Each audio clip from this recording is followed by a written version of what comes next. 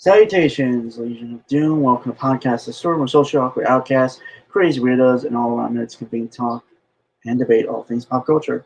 With me, as always, is my co-host, the nerdy occultist, aka the Authenticator, Dalton L. Mortimer. Hello, everyone. Don't mind the slate format change. StreamYard and my Wi-Fi are apparently having some kind of lover's quarrel, so it doesn't want to process that I'm on camera when I'm on camera. So, fuck it. But I am a crafty bugger, so I will not be yielding to such things. The show, as the old saying goes, must go on. So here we are. Yeah, currently, Dawn and I are talking via Discord, and thus transmitting through StreamYard at the moment. Yeah, so if our audio overlaps too much or there are shenanigans, that's why. It's just because my Wi-Fi and StreamYard are apparently not on speaking terms, so I have to work around it like the crafty pseudo devil that I am. Yeah. So kind of a packed. Yeah, a lot of things happen. So we're gonna play catch up next week. So Yeah, it's okay. So this is how this show usually goes. There are like a stretch of weeks where nothing of significance is happening, and we have to kind of find things to fill the space with. And then there are weeks where just everything happens at once, and this was one of those weeks. So yeah. So yeah. If there's anything that happened, like anything in terms of pop culture that has happened this week that you want us to cover that we don't cover here tonight, we're probably going to cover it next week. Yeah. We tried to limit this week to the most significant events in pop culture of this particular week, and we'll get to next week stuff next week. And sooner or freaking later, we're going to get around to that Lotus Eaters video, but that'll probably be one of the weeks where we don't have anything else to cover. Yeah. Really? I will I'll bring up the first article, which I believe Dalton sent me. I did. I think I sent everything this week. No, I sent the Black Adam thing. And the sand. Yeah, I think I saw it literally as I was about to send it. You had already sent it, so by that. Again, it was one of those weeks where just everything happened at once. Yeah. So this is from superherohype.com.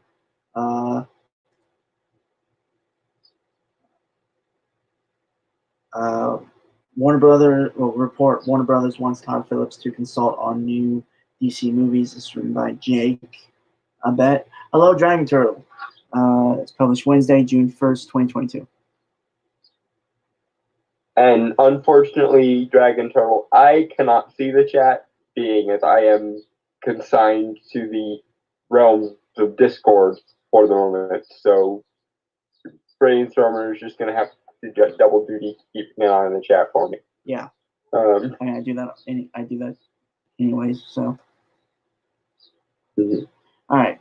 So getting into the article. Shortly after Warner Brothers finalized its merger with Discovery Inc. in April, Variety published a story that laid out David Zaslav. Yeah, plans for an overhaul, in air quotes, of DC Entertainment. Among other options, the newly minted CEO was reportedly thinking about hiring a Kevin Feige-esque creative and strategic star to tie the studio's films and TV shows together. And he picks Todd Phillips, which this is probably the best news we've gotten in a freaking while, because having Todd Phillips be the Kevin Feige of the DC universe, let's just say I expect it to go a lot better than the Snyder attempt was. All right. Okay. Directorial Rip, and you have been banished to the Shadow Realm. Lol. But I am a master of the shadows, so here we are.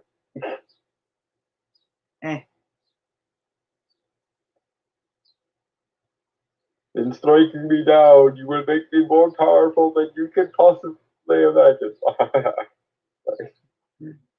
Continues. Now it sounds like Zaslav may have someone in mind, according to the Hollywood Reporter. Zaslav has his eye on Joker director Todd Phillips to act as an advisor on new DC films. THR's story claims that current MGM execs Michael DeLuca and Pamela Abdy are a lock to replace outgoing WB chairman Toby Emmerich, to run both Warner Brothers and New Line once the MGM contracts expire next month. DeLuca and Abdy will also temporarily oversee DC's output until Zaslav can find a proper figurehead for the company. Okay, I don't know why David Zaslav is more intelligent than literally everyone who works for Warner Brothers for the last 10 years, but kudos to you, David Zaslav, for having some Elon Musk-shaped business sense, sir. Also, I could not possibly approve of the choice of Todd Phillips any more than I already do, because, okay, even taking out of the fact that Joker is one of the best comic book movies of the modern era, which I will fight anyone who claims otherwise. Even taking that out, though, from a business and creative perspective, Todd Phillips can do something rather remarkable from a business and creative standpoint, which is he is very good at taking very modestly budgeted movies and turning them into mega hits. Every single one of the Hangover movies was made for $30 million.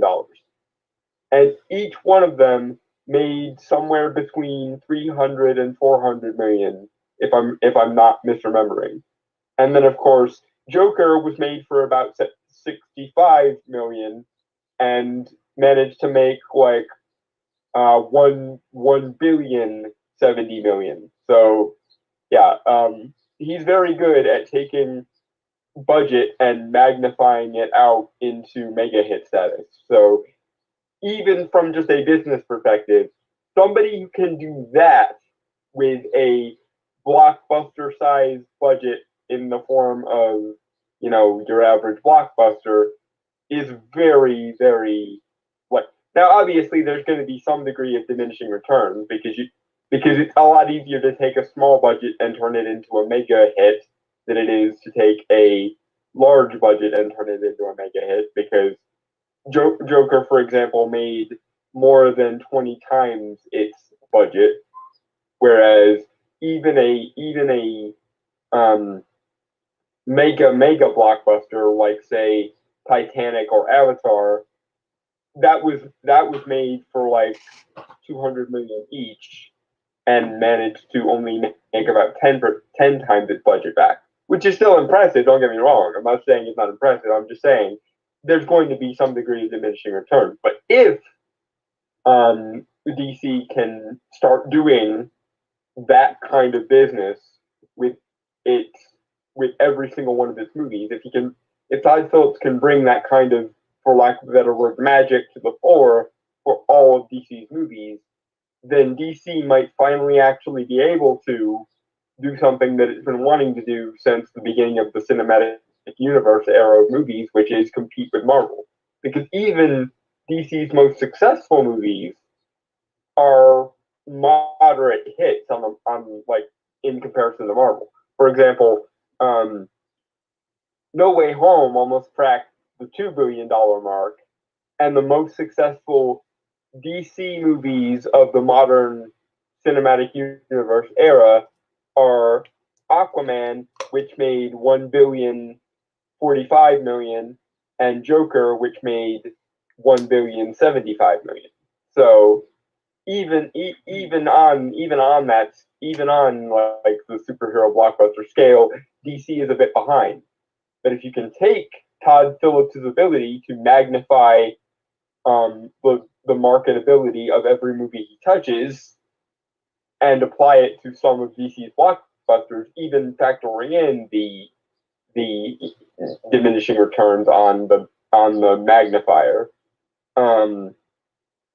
then not only will DC compete with Marvel, but budget for budget and blockbuster for blockbuster, but it might actually start to outpace Marvel, especially lately, because Marvel seems to be a little bit of a downswing.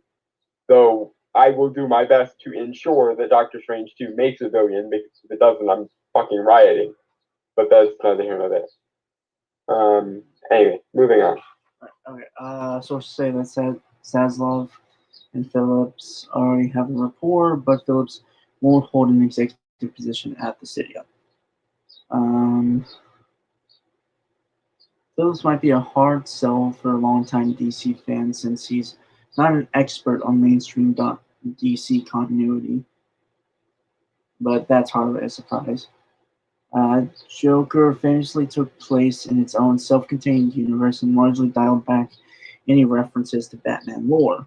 Regardless, given the critical and financial success of the movie, which won 2 Oscars and netted Phillips' own nominations for Best Director and Best Adapted Screenplay, it makes sense that Zaslav would want to preserve his relationship with the studio. Okay, yes, that's yeah, but okay, he doesn't get DC lore. You're talking about the guy who took the backstory elements of The Killing Joke and paired them with King of Comedy and Taxi Driver. Okay, well, even if he's not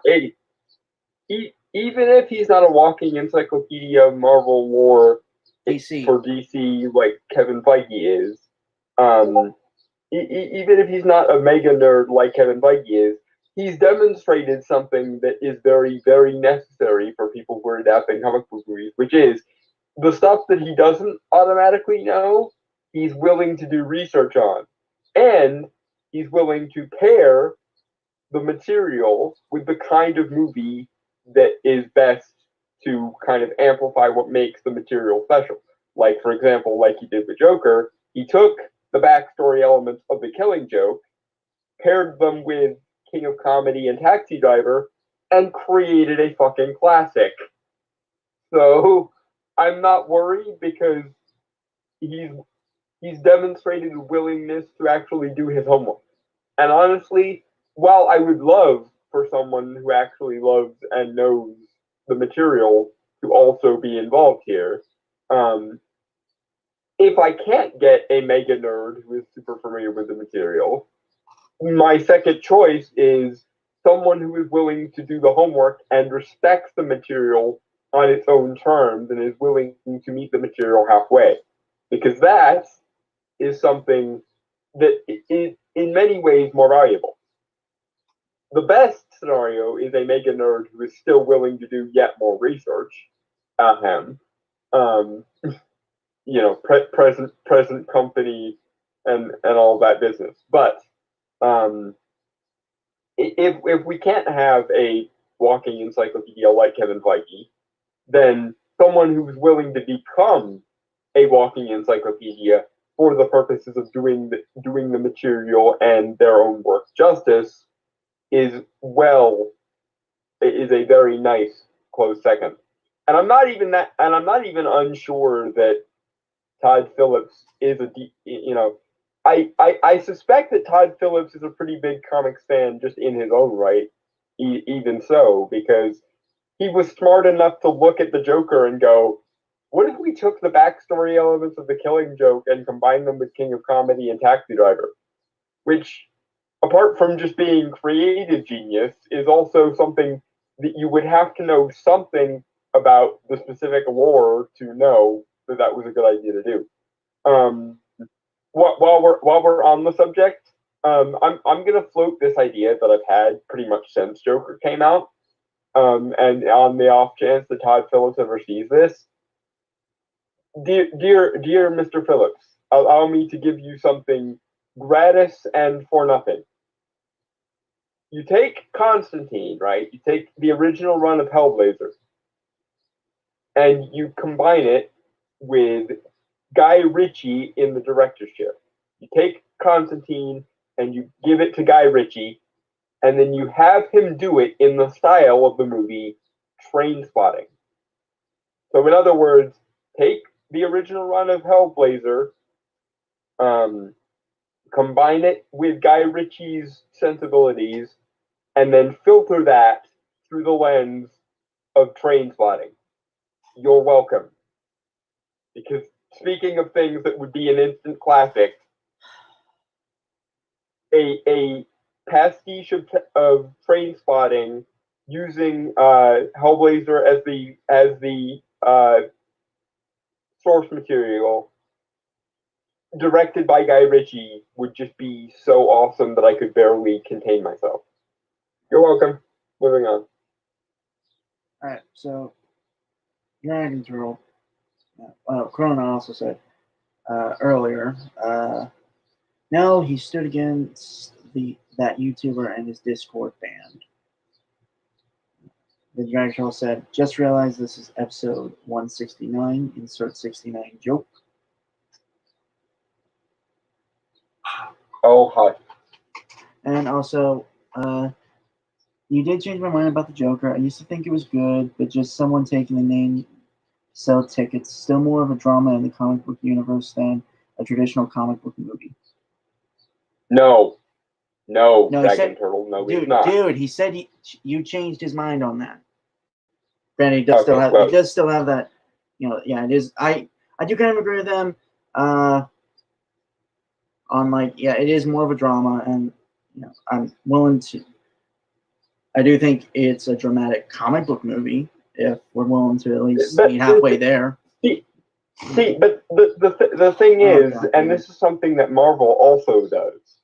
For example, mix genres together. We're well aware of that. The first Captain America is a 1940s pulp. See what you did, Dragon Troll? You got him going. Thank you for that. And the second Captain America movie, Winter Soldier, is basically Marvel's answer to Jason Bourne. Guardians of the Galaxy and Ant-Man are both heist movies. In the case of Guardians of the Galaxy, it also throws in the sci-fi sort of the what do you call it? Space opera romp.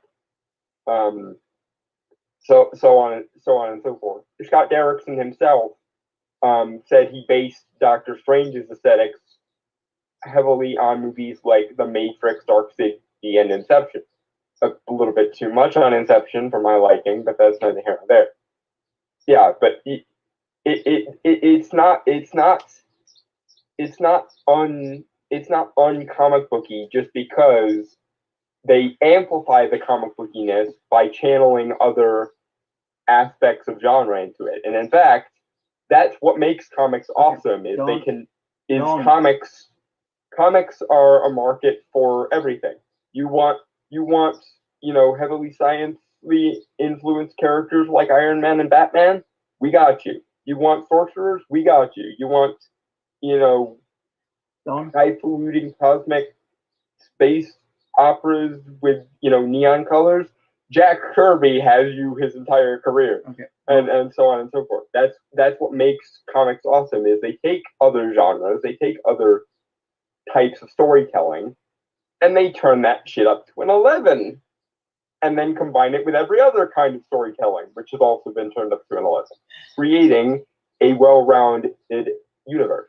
It works for Joker to be a drama in the style of Taxi Driver or King of Comedy, because that's the kind of character that the Joker is. And Todd Phillips used the backstory elements from Alan Moore's The Killing Joke, combined with The King of Comedy and Taxi Driver, to give a three-dimensional and well-rounded version of the Joker's backstory. And I'm just going to go ahead and say it. He basically gave the Joker his most definitive backstory yet. Like, I very highly doubt that there will be a backstory for the Joker in the next 30 or 40 years that doesn't take some inspiration from both Alan Moore's The Killing Joke and Todd Phillips' Joker. And may I be struck by lightning if I'm wrong. Right, okay. Okay. Dragon Troll said a few things. We're going to go that, and then we're going to finish the article. Mm-hmm. All right. Well, for one, he apologized to me getting you started on that rant.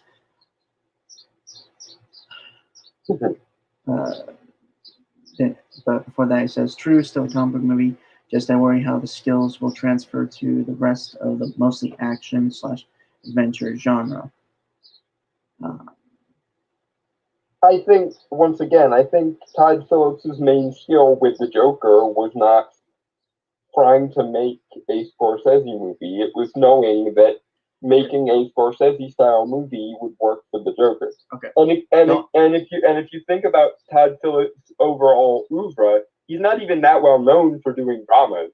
He's mainly known for being the Hangover guy. He's known for being good at dramas because he was so good at doing the Joker.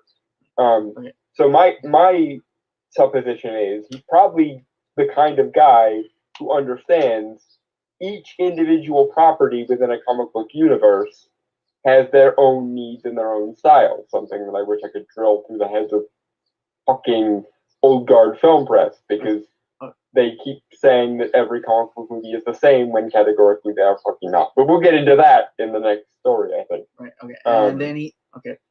And then Dragon says, which I believe is just agreeing with the point of what you said when you were describing comic books and stuff, is that is something I love about it. It's such a grab bag, and the best are able to fit it together well. Yeah, okay. It's the way I phrase it is, so many stories are trying to do only one thing and only be one thing. Comic books and most other good forms of storytelling create a three-dimensional universe where multiple things can exist, because much like in real life, it's not just a one or the other. It's a little bit of everything. It's a three-dimensional world. Okay. Anyway, moving on. Of course, this also begs the question of whether the films overseen by Phillips will be closer in tone to Joker or stay true to their comic book counterparts. Phillips revealed during Joker press runs that he pitched the movie as the first in a trilogy of DC Black Label style films that took liberties with their source material. But in the end, these plans fell by the wayside. I mean, if he wants to do a DC Black Label, then again, allow me to once again toot my own horn here a little bit. Call up Guy Ritchie and tell him, have you ever thought about doing original run Hellblazer John Constantine in the style of Trainspotting? Because you want to talk about some things that would go well for DC Black Label. Constantine through the lens of Trainspotting, done through the stylistic sensibilities of Guy Ritchie, would be amazeballs. It would. I would go so far as to say a Constantine movie in the style of Trainspotting directed by Guy Ritchie might actually be better than Joker, which is hard to fucking do, but it could conceivably do it. Right.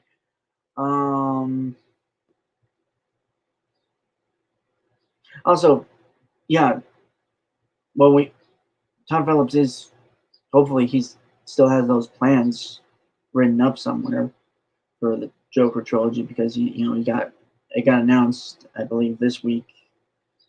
He's getting a sequel. Yeah, we're getting a sequel, and I'm happy. A lot of people, for some reason, think that it shouldn't have one, and I'm like, it's an origin story and a prequel to the Batman universe. The whole idea is that it's supposed to be. I don't know. I don't think. I don't know if it's a prequel to the Batman universe. I don't really think that. Yes, it is. That's what they should do. They should up the Batman-ness of each movie. And if DC is really smart, I'm gonna throw this out there.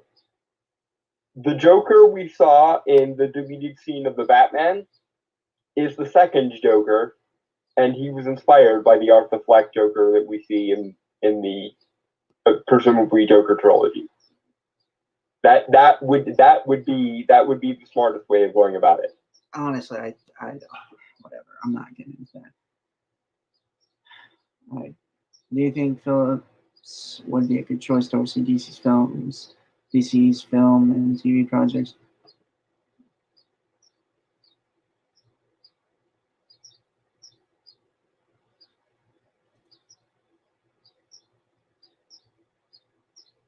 Okay,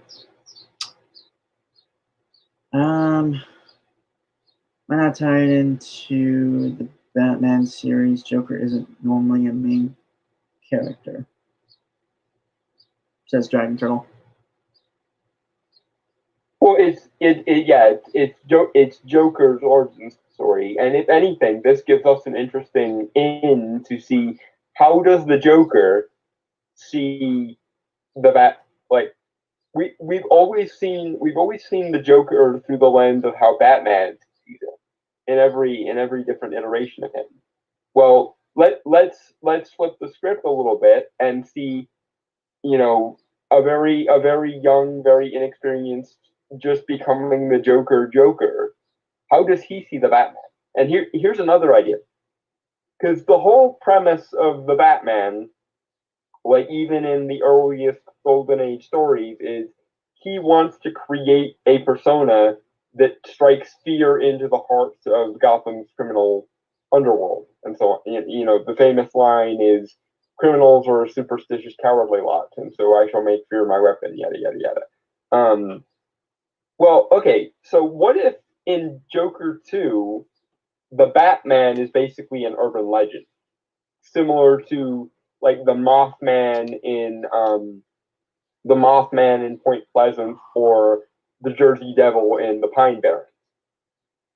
The Batman is basically an urban legend, and either the Joker, Arthur spends most of the movie fearing the Bat creature, and only towards the end of the movie does he get it's revealed to him that it's actually Bruce behind the mask, or everyone else fears the Batman like some kind of cryptid, and Arthur, in his slightly unstable but still intelligent way, is able to see through it and figure out it's a dude in a suit.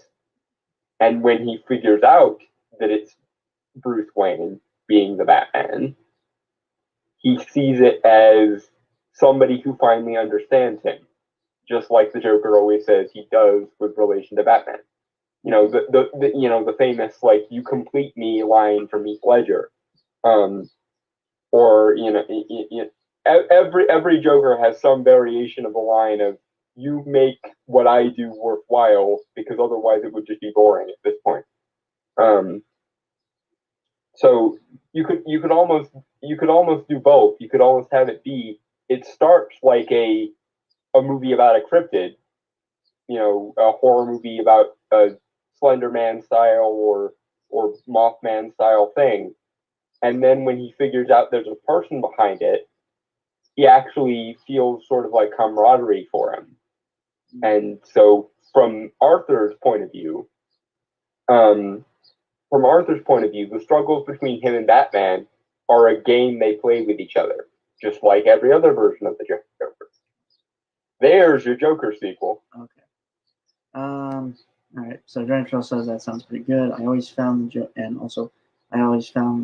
Joker as fascinating with the Batman for one reason or another. Sorry, I read that wrong.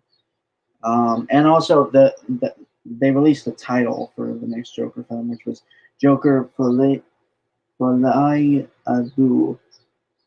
Well, Folie à Deux. It means madness for two. The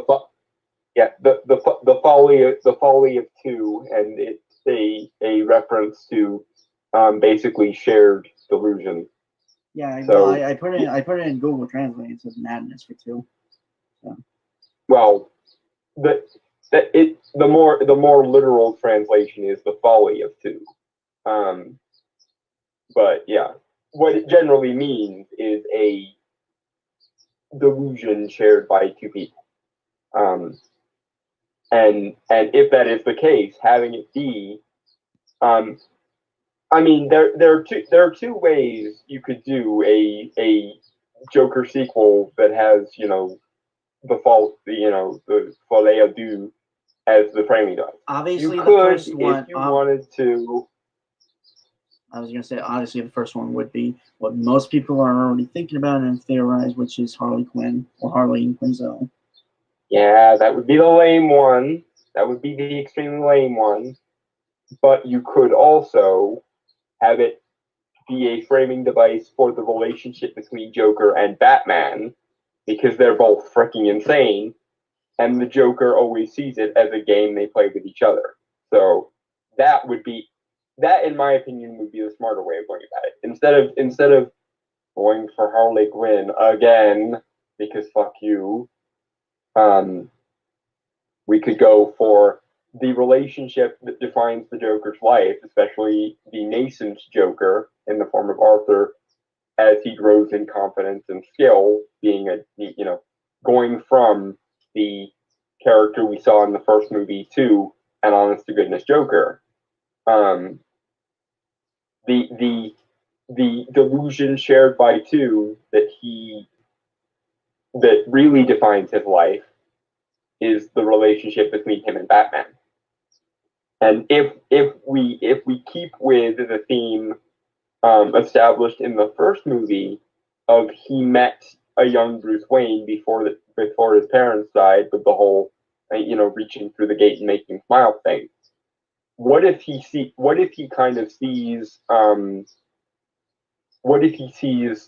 Bruce Wayne as the little brother, and he's trying to be, and he in his madness, tinged way, is trying to be a nurturing older brother to him. Right. As Giant Turtle asked, and I am going to kind of cut it off after this, just so we can move on to the next thing. Mm-hmm. So Giant Turtle asks, think this is why that scene with the Joker was deleted from the Batman? No, I think, again, honestly, I think the Batman exists within its own thing, which I'm totally cool with. If it's not connected with the Joker, I could go either way. Honestly, I'm not too big on it, but I think mostly it is. I could see it as from like a pacing standpoint that it is kind of just it is kind of a dragged out. I think the main reason they deleted the Joker scene from the Batman is they know as well as we all know that the definitive Joker of this generation is Joaquin Phoenix's Joker, and they were like, normally we wouldn't mind rebooting the Joker again, especially like if the Joker didn't, if Todd Phillips' Joker didn't exist, I'm sure they would have put that scene in, because that would have just been a course correction from Jared Leto, and fuck Jared Leto's Joker with a cat. But nevertheless, given that Joaquin Phoenix basically walked in the room and went, "I am the definitive Joker of this generation," DC and Warner Brothers were just like, shit, we can't try to follow that shit with anything so recently, or else everyone's gonna jump on us. But I'm still perfectly fine with the notion that Arthur Fleck is the first Joker, and that the Joker we saw in the Batman deleted scene, and hopefully in an eventual Batman sequel, is the second Joker who takes inspiration from Arthur. Would be the way I would do it, both for an interconnected universe reason, but also because that's completely and utterly badass. Yeah. Especially considering that we already see, at least, asterisk beside the unreliable narrator, but we already see Arthur has the capacity to inspire people because he inspired the clown Antifa from the first movie. So it makes sense. So what I was saying was trying to think more logically from the filmmaker's perspective, was not that, but like if you put that in the movie, which I think I have a good idea of where it would have been put in the movie. I think shortly after the commissioner's death.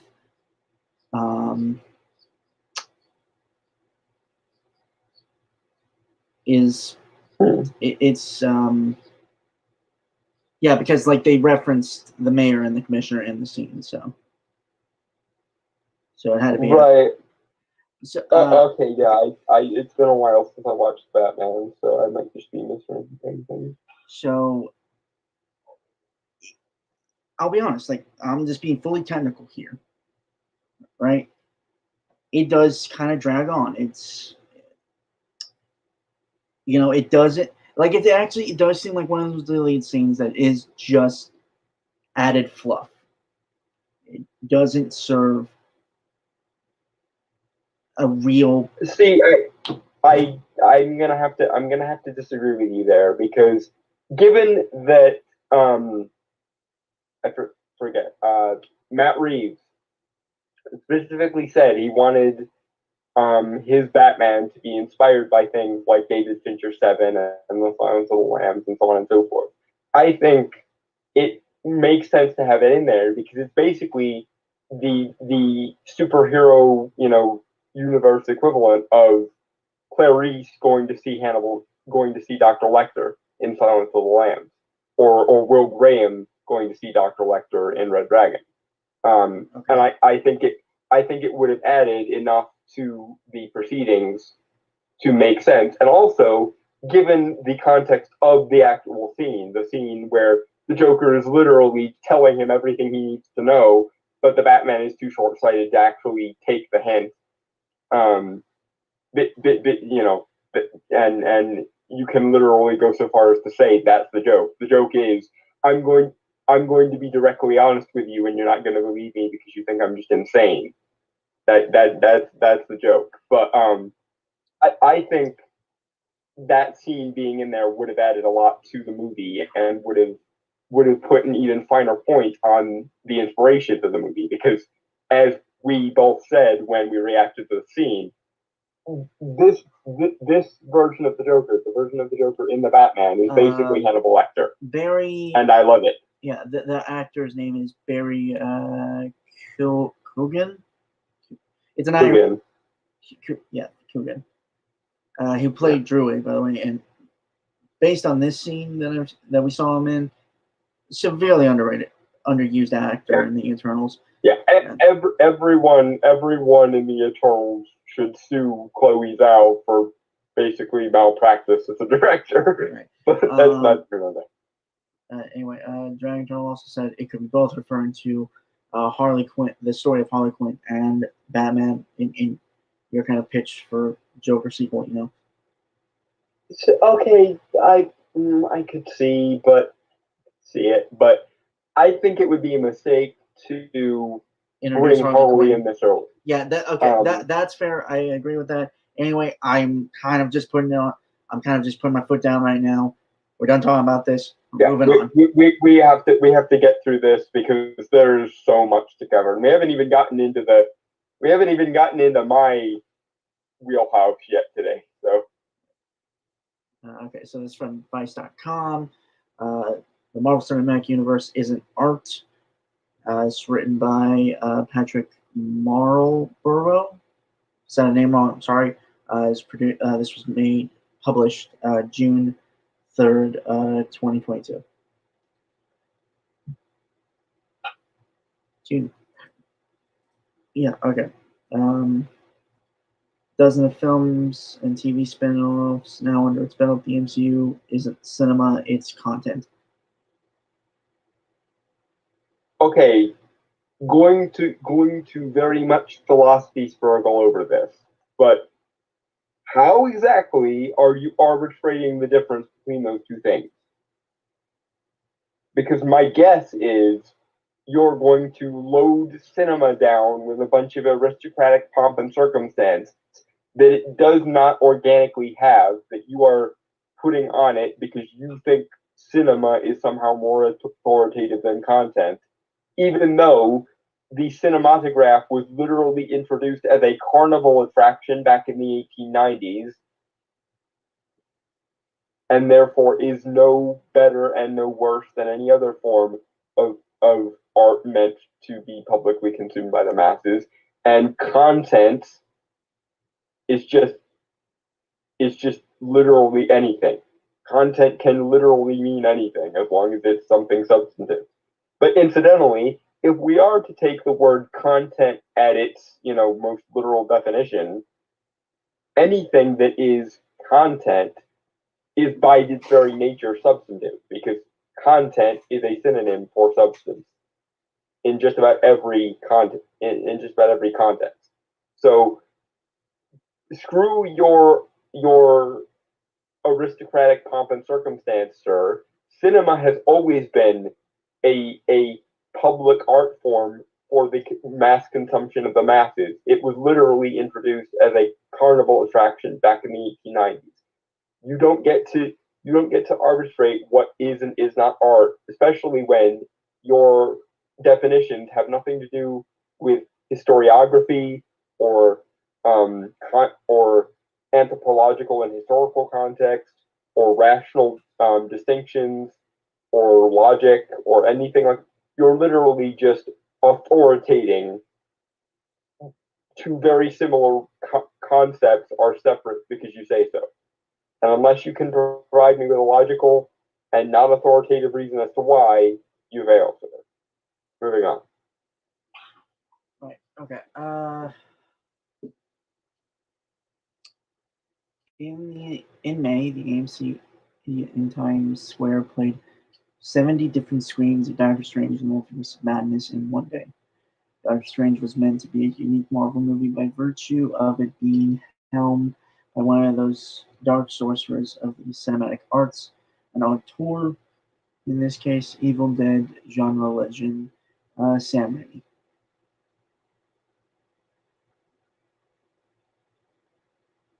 Okay, your use of auteur is a bit of a red flag, because here's the thing. Art is not made.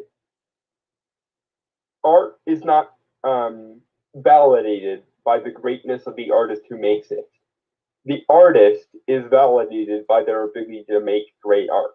The use of the word auteur always pisses me off because it insinuates that the artist makes art great rather than the greatness of the art reflecting on the artist, which is the sensible sort of order of causality here. And it always bothers me. And yeah, dear authors and artists everywhere, you are not what makes your art great. The fact that your art is great is what reflects positively on you.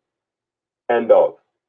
But generally speaking, getting actually back to the point here, Doctor Strange in the Multiverse of Madness isn't just great because of Sam Raimi. It's great because Sam Raimi sees what you apparently and a lot of the critical class these days doesn't see, which is he doesn't add his flavor to Doctor Strange simply for the shits and the giggles and the lulls. He adds his flavor to Doctor Strange because in his mind, Doctor Strange deserves it. It's why, for example, his version of Spider-Man is vastly different from his version of Doctor Strange, because he understands, because he is a genuine fan of these things, that despite what every pseudo-intellectual hack on the critical circuit might tell you, superheroes aren't all the same. Stuff that works for Spider-Man doesn't work for Doctor Strange, and stuff that works for Doctor Strange doesn't work for Spider-Man.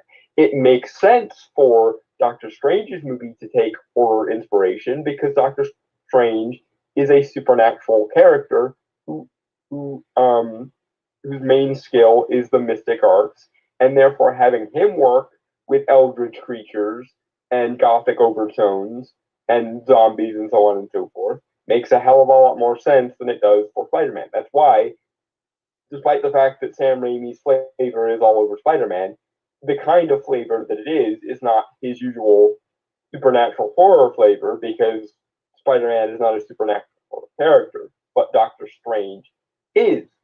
And because Sam Raimi loves Doctor Strange, he brings that to Doctor Strange because he knows that Doctor Strange both deserves it and needs it to be a good Doctor Strange movie.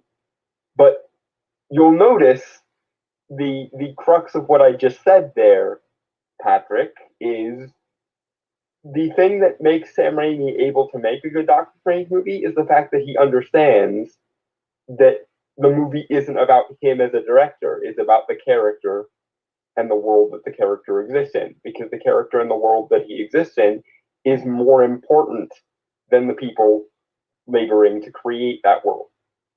In fact, if we believe, just for the sake of the argument, that meaning and value are created by authority and consensus rather than by, actual substantive existence and whatnot, if we believe that, then that means that no artist can ever create anything meaningful, because any meaning that they create will always be limited to what they bring to it rather than the value of the thing in and of itself. No artist should want to function in such a world, because that means that nothing you do will ever be more valuable than your starting position. But if we take it from what I would consider the more sensible position, which is art is valuable of and for its own sake, and the value of an artist is being able to channel that rather than creating it from scratch. If we allow for that, then the purpose of any, or the goal of any artist should be always create something more valuable than themselves. For example, long after people have forgotten who Anthony Hopkins was, they will probably still remember Dr. Hannibal Lecter. Long after everyone has long forgotten who James Earl Jones was, they will probably still remember Darth Vader. Because if an artist is doing their job right, they will have successfully managed to create something that is more valuable than themselves. No artist should ever be condemned to being able to create something only as valuable as themselves, because that means that there's no purpose in creating any piece of art. Imagine a chef who can only create something as good as the raw ingredients, i.e., whose cooking never actually changed anything or mattered in any meaningful way. Just like with any chef, they want to create something that is more valuable than the sum of its parts. Well, every artist should strive to also create something more valuable than the sum of its parts. And if you don't do that, then why do you bother? Moving on. Okay.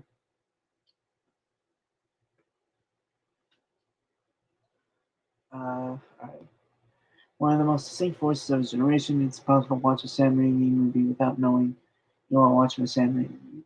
And Doctor Strange is no real exception if you reduce Raimi to his gut punch editing, maniacally woozy camera work, and fever dream transitions.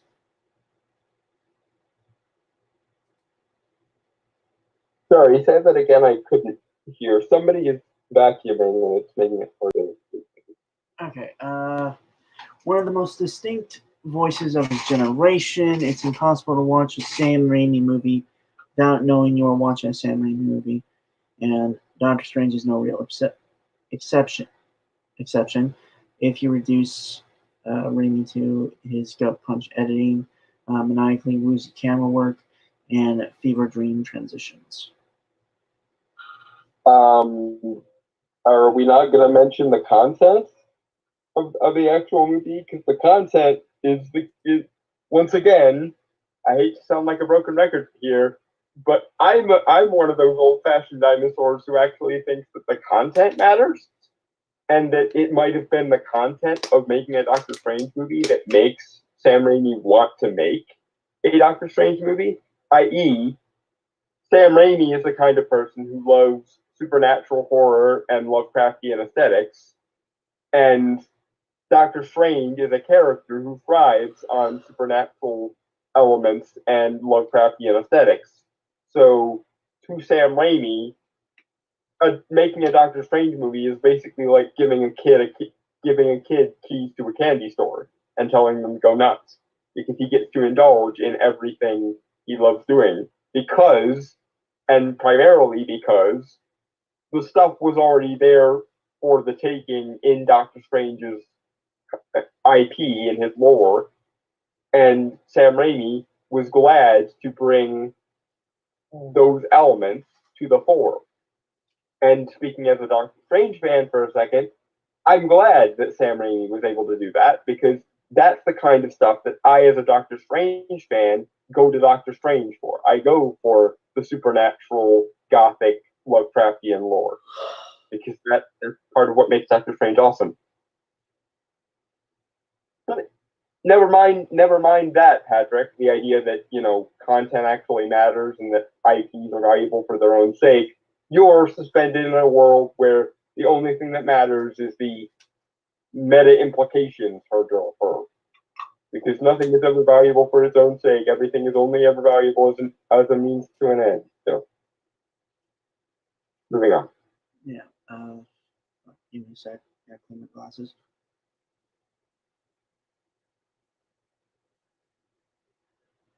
Alright. And yeah, watching Doctor Strange, I couldn't help but feel like I wasn't watching a Sam Raimi movie. And I sensed something other, a foreign entity or unwelcome presence that had me doubting not just whether this was a Sam Raimi movie, but whether it was a movie at all. Okay, that's a bit pretentious. But okay, once again, being as literal and substantive and straightforward and logical as I can be here, a movie, a film, is literally a visual medium of art that involves moving pictures. So, by what criteria, if any, are you going to arbitrate that Doctor Strange somehow isn't a movie? Also, if we're going to allow that Ed Wood's filmography are movies, which I do allow, and we're going to allow that Tommy Wiseau's The Room is a movie, which I do allow, and we're going to allow that Birdemic is a movie, which I do allow, by what criteria could you possibly say that Tommy Wiseau's The Room, Ed Wood's entire filmography, and Birdemic are movies, but Doctor Strange somehow isn't? Make your argument, sir. Moving on. I think it's important to accept that the Marvel Cinematic Universe is not cinema or even art. It's content, the true medium/form/thing of the 21st century. Approaching content with the same critical tools you'd reserve for film or TV or any other traditional art form is like waging war on an alien deity with a slingshot. Once again, I must ask you, how in the name of all things holy are you making this arbitration? What makes something cinema or art, but not content, or make something content but not cinema or art? Especially given that both cinema and art were created essentially as, and please do not think that I'm belittling the importance of cinema or art here. I fully acknowledge that art is one of the things that makes life worth living.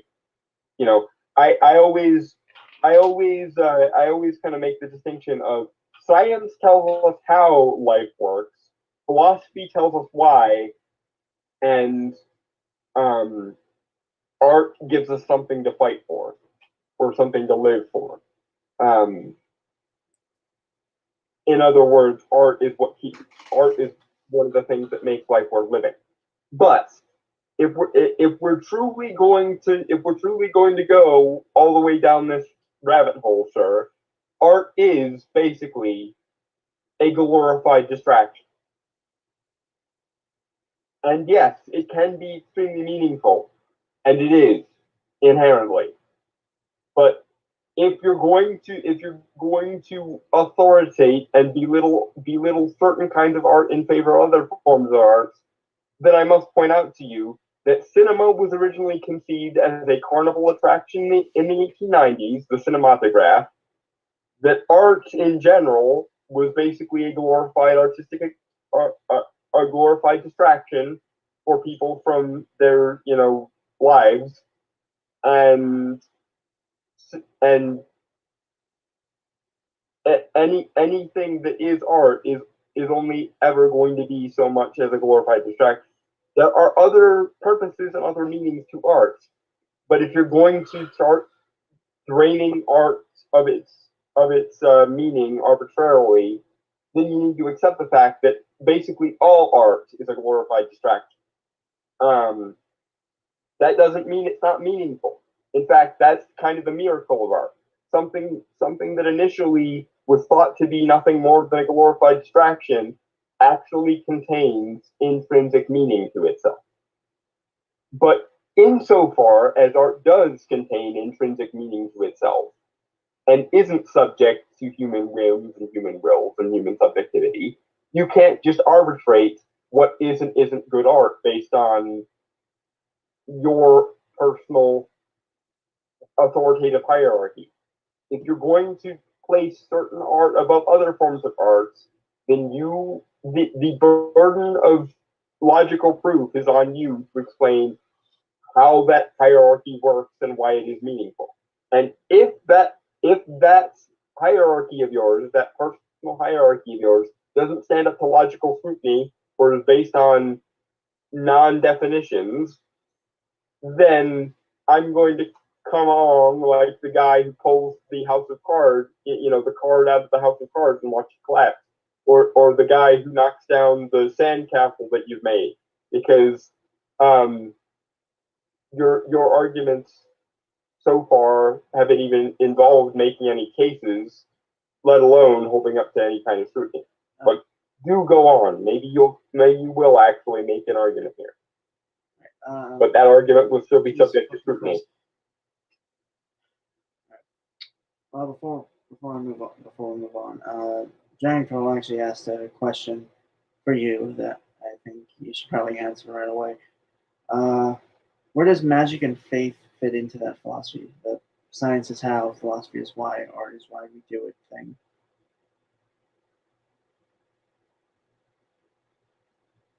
I mean, I would. Religion and magic sort of wind up in a. Well, okay. How to describe this?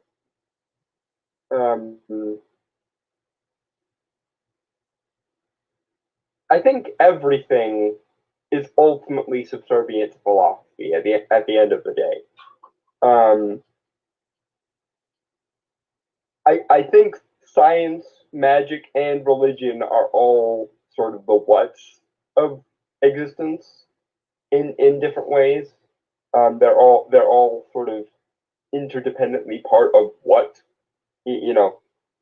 If philosophy is why, and science explains how, and art is basically the reason to continue being, then religion and science, or whatever is left over of science and magic, are all the what we use to live, basically. In other words, science is the how,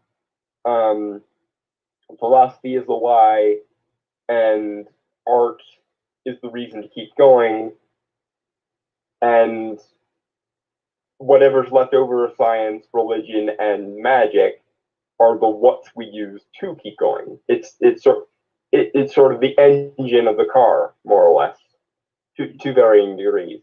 And yes, all three of those serve different functions in the overall engine of continuing to exist, like the various different parts of an engine do, but they all form to some degree part of the engine of the what we use to keep going. Anyway, moving on. Also, hello, Ed. He popped in. Hello, Ed Brewer. Yeah. And I apologize for not interacting with the chat more. Like I said earlier, but Ed wasn't here.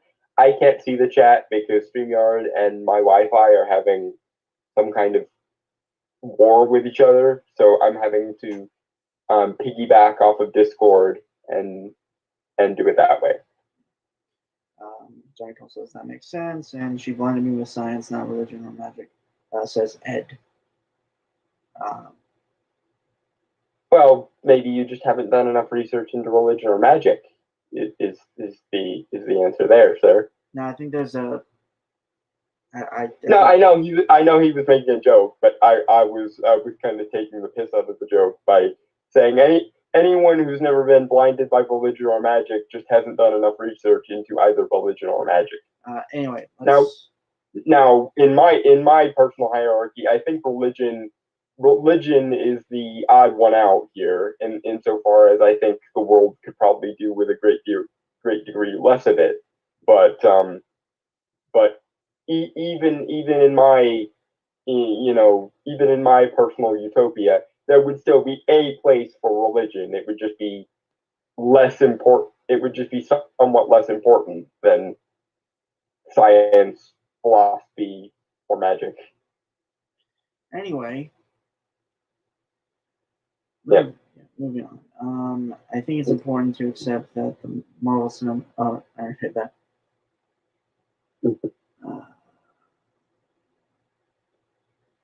Did you forget to scroll again? Yeah, sorry. Okay, I found myself. Yep. Okay. You should prostrate yourself before it. There is no way to do battle with it on anything but its terms. Content is entirely novel and homogeneous at once. Cursed to turn stale as soon as it hits shelves. Yet blessed, blessed with the half-life of irradiated plutonium. Content, okay. Hold on. I want to read the last sentence just so we have the whole thing now. Okay. Yeah. Content creates nothing but more content for the sake of more content, feeding its past to its present to birth its future. There you go. How are you determining any of this? And here's the quagmire that you've just now obliviously walked into. Everything you just said about content can equally be said about art. In fact, there are people in history who made this exact critique of art, up to and including philosophers like Socrates. This is the one major issue I take with Socrates. I mean, there are a couple, but probably the worst one that the worst position that Socrates and Plato took that I take issue with is in Plato's hypothetical society, the Republic, he had no place for artists. And that is probably my biggest problem with the Republic and with Socrates and Plato just in general is, how dare you say that art serves no function? in a sane and rational and properly structured world. But my point in relation to what you're saying here, Patrick, is everything you just said about content could equally be said about art, and has been equally said about art throughout all of history.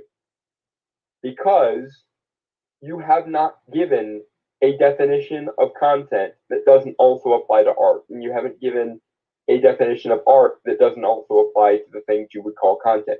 Because when you get right down to it, apart from all the pseudo-intellectual jargon and all the authoritative woo, what you call art is a kind of content, and what you call content is a kind of art. They are the same thing, because you are just using the word content to say that there are some versions of art that are inferior to other versions of art. But you're not making a qualitative distinction. You're not saying the quality of a given piece of art is to be judged based on how good or bad the art is based on these criteria, which is what any good critic does, which is, I'm not saying that Birdemic is as good as, I don't know, Citizen Kane or what have you. But both of those, whether I like it or not, are equally art. They're just different kinds of art. And one of them is very obviously a worse kind of art than the other, based on just about every objective and rigorous criteria I could come up with. That being said, you're not trying to be objective or rigorous. You're not trying to make a logical argument with premises that could be argued with or refuted. You're trying to moralistically and authoritatively arbitrate based on abstraction. And that, sir, is bad philosophy. Not to mention the fact that you haven't defined your terms, also bad philosophy. Not to mention the fact that you are making a arbitration that serves no function. You're making a distinction without a difference, also bad philosophy. Therefore, speaking as someone with a philosophy background, I give you no points. May the devil have mercy on your soul. Moving on. Oh, yeah, one sec.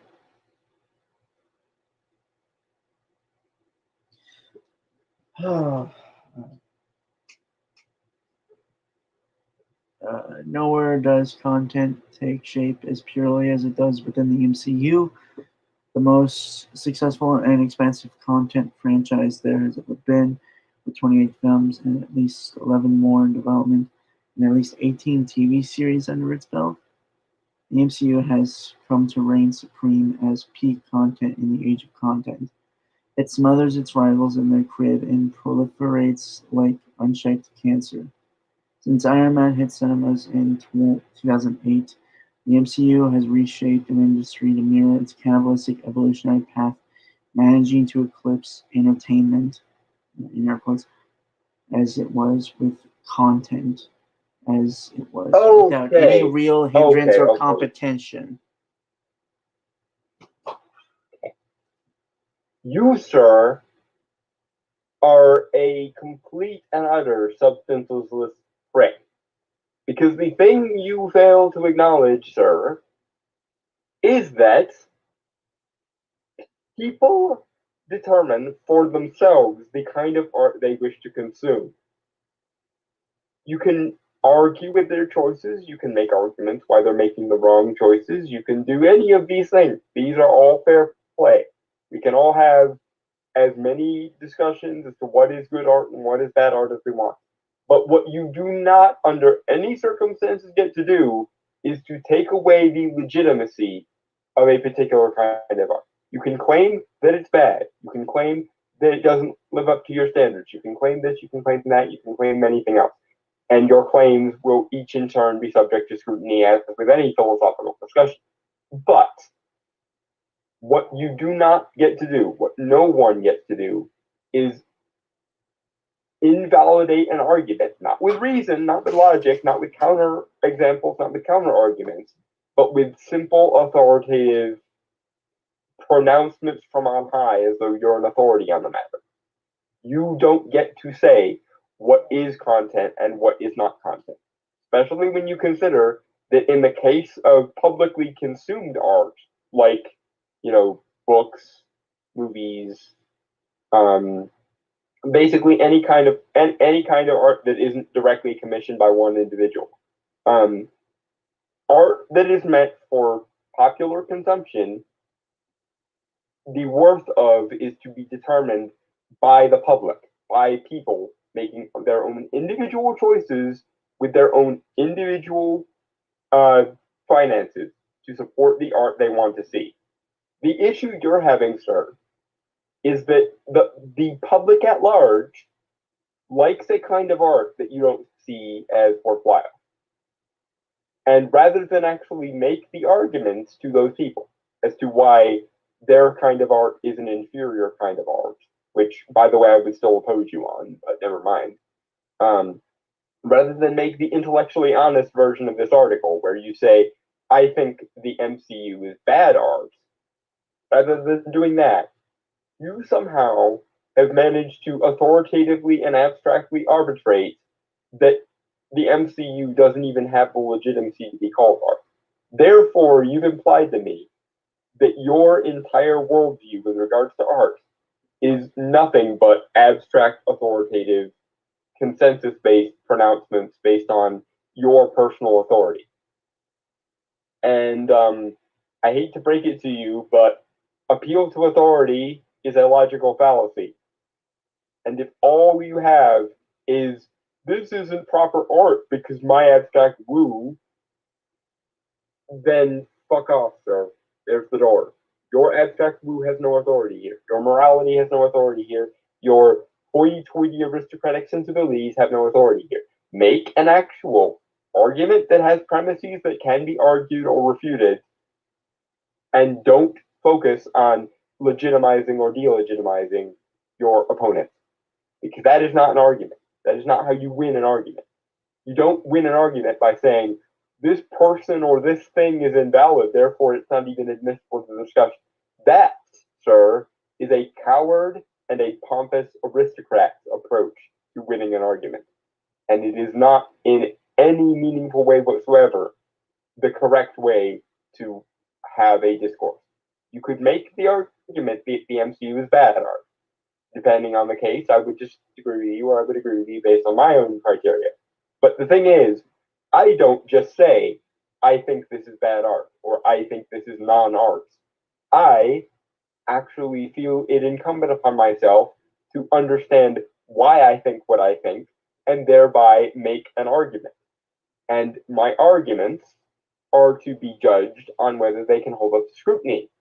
But your approach, sir, instead of doing the intellectually honest thing and making an argument that could then be scrutinized by people, you are trying to avoid the argument by claiming that one half of it is just so invalid so invalid and not even worth discussing that it's not even admissible to the discussion. And the problem you have is, because popular art is given legitimacy by people who actively choose to engage with it, usually financially, your moralistic abstract arbitrations are not more valuable than people's dollars. If you want to make an argument that they're misusing their money, you are free to make that argument, but you're not making that argument. If you're making the argument of, these people are so wrong that I'm not even going to allow them legitimacy in the discussion. Fuck you, sir.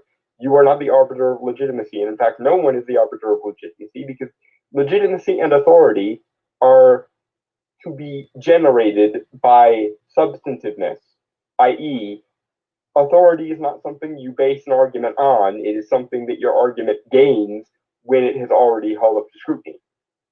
But you flip that on its head. You want authority to come before legitimacy because you assume by fiat that you're already more legitimate than everyone who disagrees with you, and that everyone who disagrees with you must be illegitimate, no matter what their personal reasons for believing anything are. Fuck you, sir. Moving on.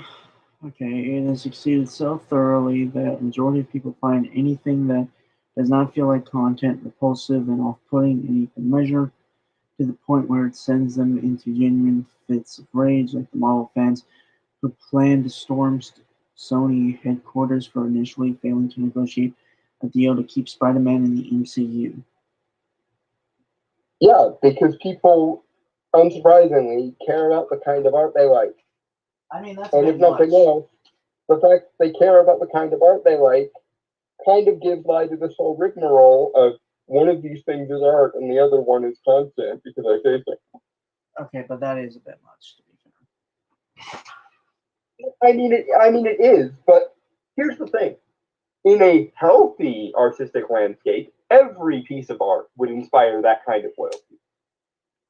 But because we live in an unhealthy artistic landscape, the only franchise that does inspire that kind of loyalty for the moment is the Marvel Cinematic Universe. But that isn't a sign that the Marvel Cinematic Universe is doing something wrong. If anything, that's a sign that every other artist in Hollywood is failing to do their job. Because it's your job to create art that people will actually give a fuck about. That people will be willing to patronize, to use the old word. Because this is the thing. The only difference between the art produced by Renaissance masters like Michelangelo and Da Vinci and so on and so forth, and modern day popular arts is old school artists only had to negotiate with one patron. You know, in the case of Leonardo with Lorenzo de' Medici, in the case of Michelangelo with the Pope, and so on and so forth. But popular art is embedded in the free market. And so every person who is a customer of a piece of art becomes, for all intents and purposes, one of the patrons of that art. And therefore, just like it was incumbent on Leonardo to please Lorenzo back in the day, it is the job of Hollywood to create art that will please large swaths of people. And in a healthy artistic landscape, every piece of art that Hollywood would create would inspire some degree of that same devotion, of that same passion, because that loyalty is a sign that the art was effective, that the art is doing its job. But what you are doing, sir, is you are looking at the one franchise currently that appears to be doing its job correctly, and you are trying to make this authoritative, aristocratic, woo-woo, moralistic bullshit whereby the one piece of art that's doing its job correctly is actually the one that's not doing its job correctly. Because you actually believe in your heart of hearts, and I'm willing to stake some degree of my reputation on this. You're one of those people that believes that for something to be good art, it has to not be it has to not please people, aren't you? You're the kind of person who says, well, if the plebs like it, then it's obviously not good art, aren't you? Well, here's the thing. If you said that same thing back in the Renaissance, if you looked at Leonardo's artwork and said, well, I suppose it's fine and all, but Lorenzo will like it too much, and therefore I'm diametrically opposed to it on principle grounds. If you did that, not only would Lorenzo de' Medici probably fucking behead you, but everyone would look at you as though you're insane, because even Leonardo would probably say, well, I created this to appeal to my patron, and so my patron liking it means I've effectively done what I set out to do. Well, in the same vein, in a world where every customer is a patron, for this analogy, a art for mass consumption that fails to get the masses on board and fails to inspire in them some kind of devotion and passion has failed to do their job. And the ones that do manage to inspire devotion and passion are the ones who have successfully done their job. But you have created a philosophical paradigm whereby the people who do their job are doing their job wrong, and the people who flatly refuse to do their job on moralistic grounds are somehow doing their job better than the people who are actually managing to do their job.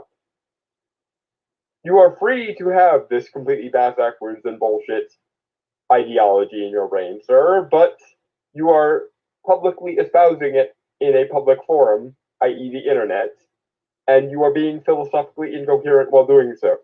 And if you are going to make philosophically incoherent arguments to me, then be prepared for the necessarily angry logic that I must now smack it down with. Sir, moving on.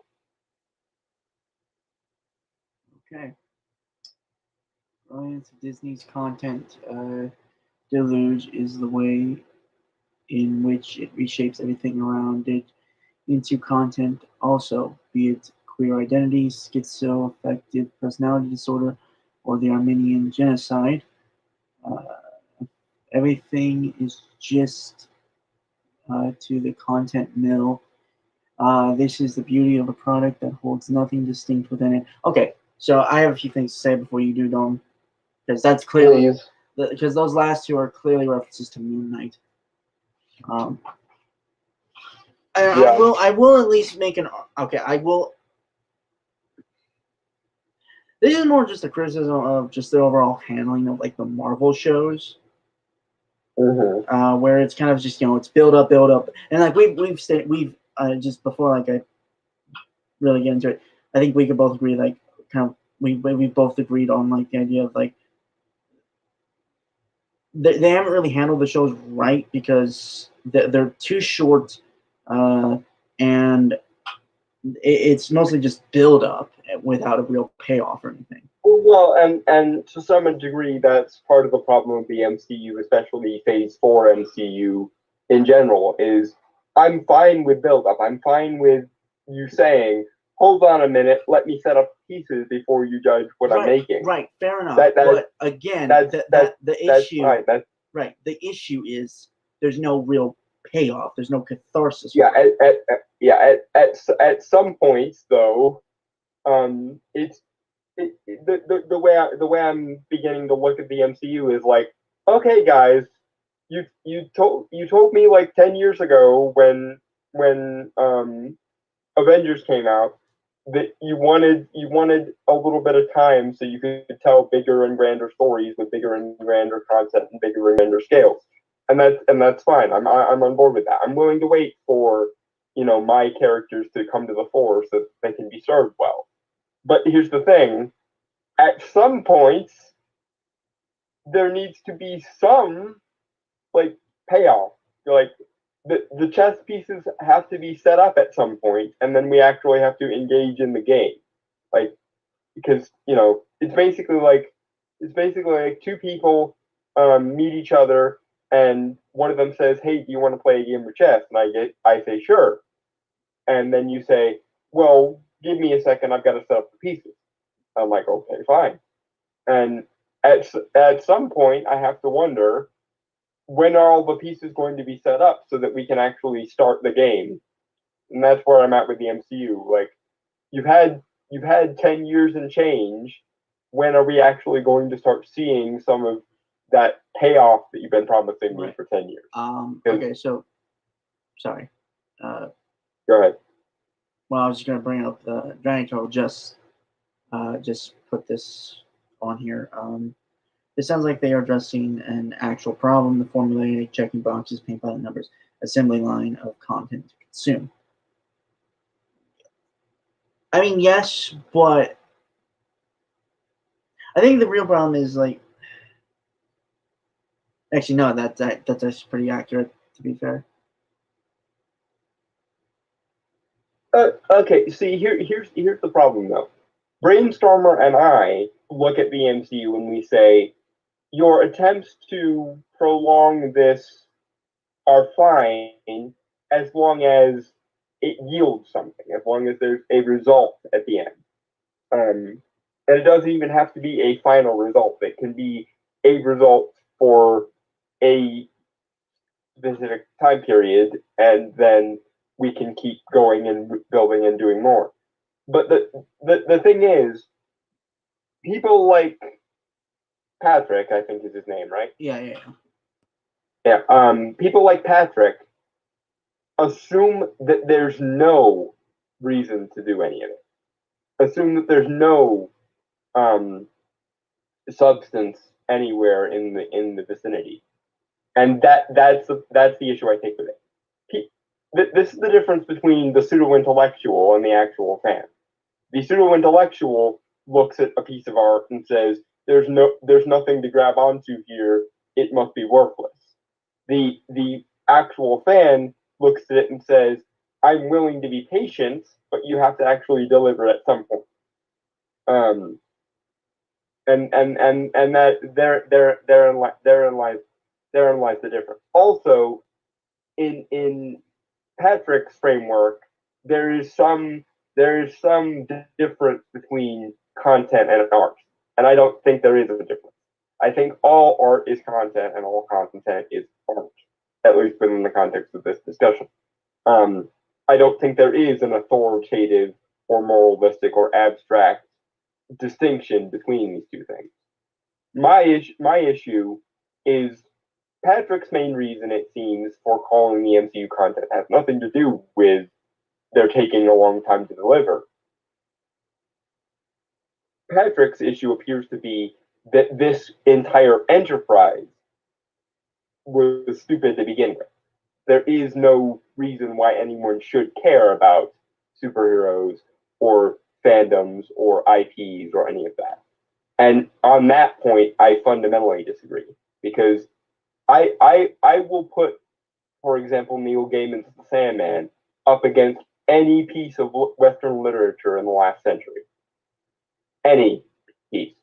Because I will go so far as to say that as far as the comic book medium is concerned, Neil Gaiman's The Sandman is basically the comic book industry's answer to Shakespeare, and deserves to be treated as such.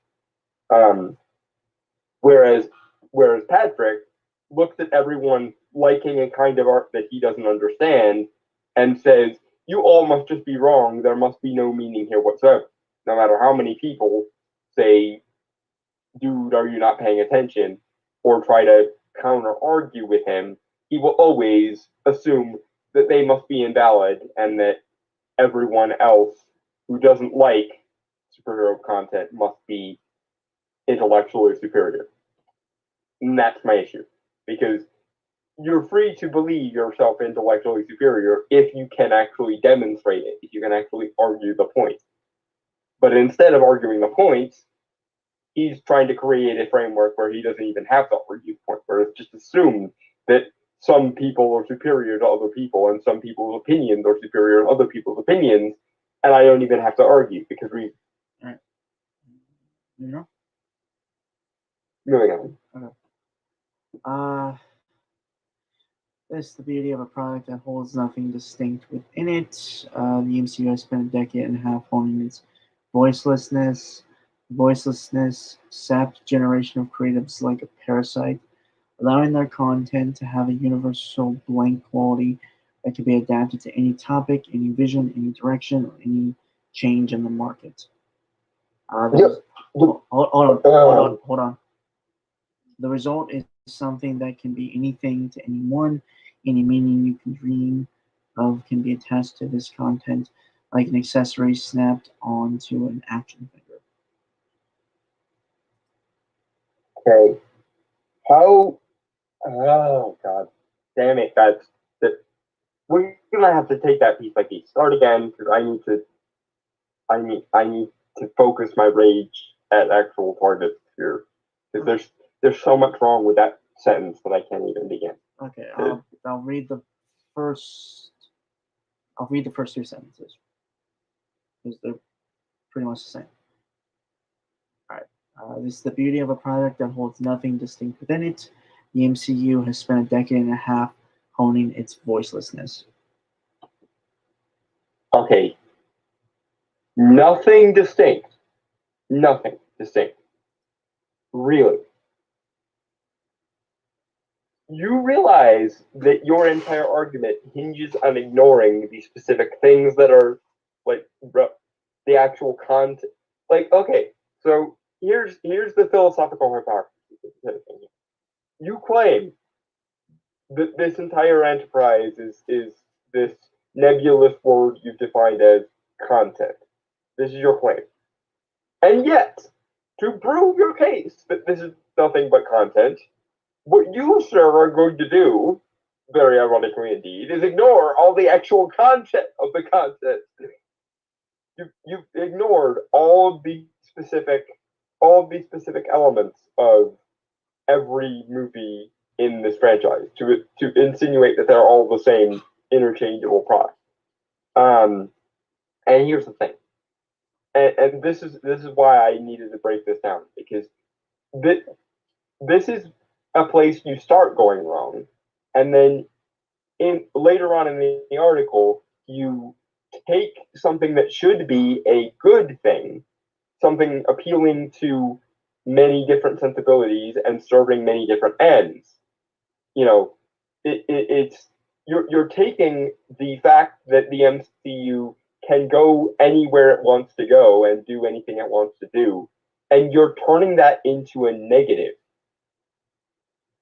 by ignoring that in order to successfully go there, it actually has to, go there. It's not as though you're being presented with a gray blob and then just told to project your personal desires and whims onto a gray blob, like a lot of postmodernist art works, like that Planko toy that came out a couple of years ago that they parodied on Robot Chicken in the Toy Story parody, or like Marcel Duchamp's famous inverted toilets, or like the literal blank canvas that sometimes gets hung in art galleries and labeled as blank canvas. You're insinuating that the MCU is like that, but instead, what's happening is the MCU has different facets, and the fact that each of these individual facets work together and fit together and interlock with each other and create a larger overarching world that is greater than any of the sum of its parts is actually a sign that the MCU is better art than a lot of other art. The fact that it has so many different aspects, and all of these aspects can work together, and moreover, there's even still more space for more things to be added later. In any other context, that would be considered a good thing. The fact that you can have, a guy in a high-tech suit of armor and a World War II super soldier and a sorcerer and a heist movie that can feature someone with the power to shrink and grow, and other heist movie that's also a comedic space opera, and so on and so on and so forth. That you can have a world that has gods and ghosts and demons and whatever you can conceivably imagine, there's room for in the MCU. The fact that that is the case is actually a good thing. And by virtue of your particular framework, you somehow managed to turn that into a bad thing. When in any other context, you would be willing to praise any other art project for its ambition, for having so many things simultaneously working together. But by virtue of your personal distaste for the MCU, you can suddenly turn that ambition, that scale, that ability to be multifaceted and coexist and still have room to grow after 28 movies, you can turn that into a negative all the fucking sudden. That's my issue here. Under normal circumstances, if any other franchise managed to do what the MCU has done, you would be praising the shit out of it, because it shows each individual facet of it is ambitious in and of itself, and then those ambitions stack on each other and amplify each other and interlock with each other to create something even larger than the sum of its parts. But all of a fucking sudden, because you don't like the MCU, you take that criteria that you would normally praise and unpraise it, because the fact that all those pieces work together and any new facet can be added on later or new directions can be added on later doesn't show a sign of a properly constructed world that actually holds up to scrutiny, but in fact shows, I don't know. I literally don't really understand your complaint, because generally speaking, longevity and complexity are good things in art forms, so I'm confused. Moving on.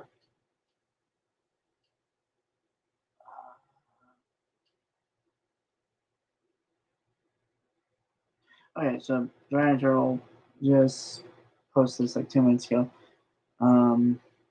People seem to act like things that go on for too long and it was often just any continuity and build on itself are somehow bad. I lump it in with the war on canon.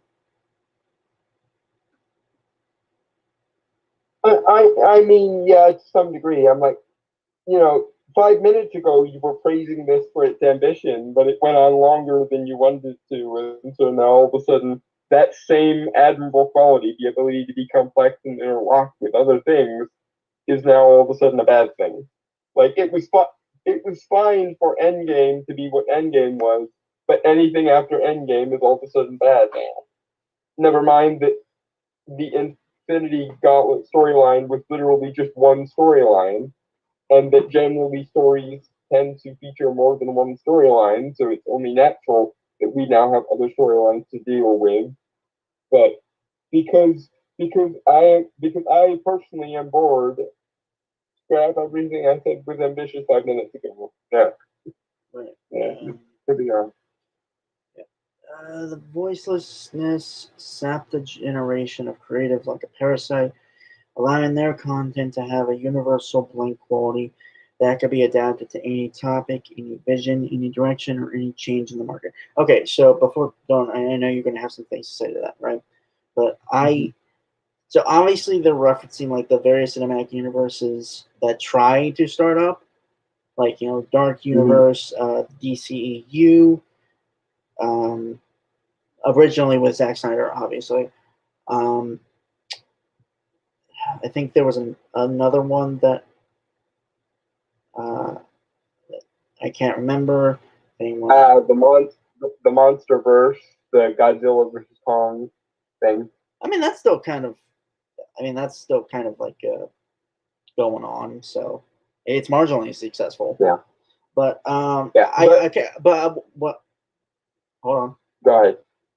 What I'm going to say? What is the problem with those? Is more or less they were trying too hard to be basically a copy and paste, by and not sticking true to the source materials that they were using to build those cinematic universes. That was the issue with them. And they failed to acknowledge the fact that what made the MCU successful was an understanding of its own source material. Yeah. Honestly, I would have loved to see the Dark Universe, because I grew up not like watching those original Universal monster movies, but I grew up like in love with those creatures, those characters and stuff. Like, Halloween's my favorite holiday for a reason. Yeah. But yeah, that's kind of.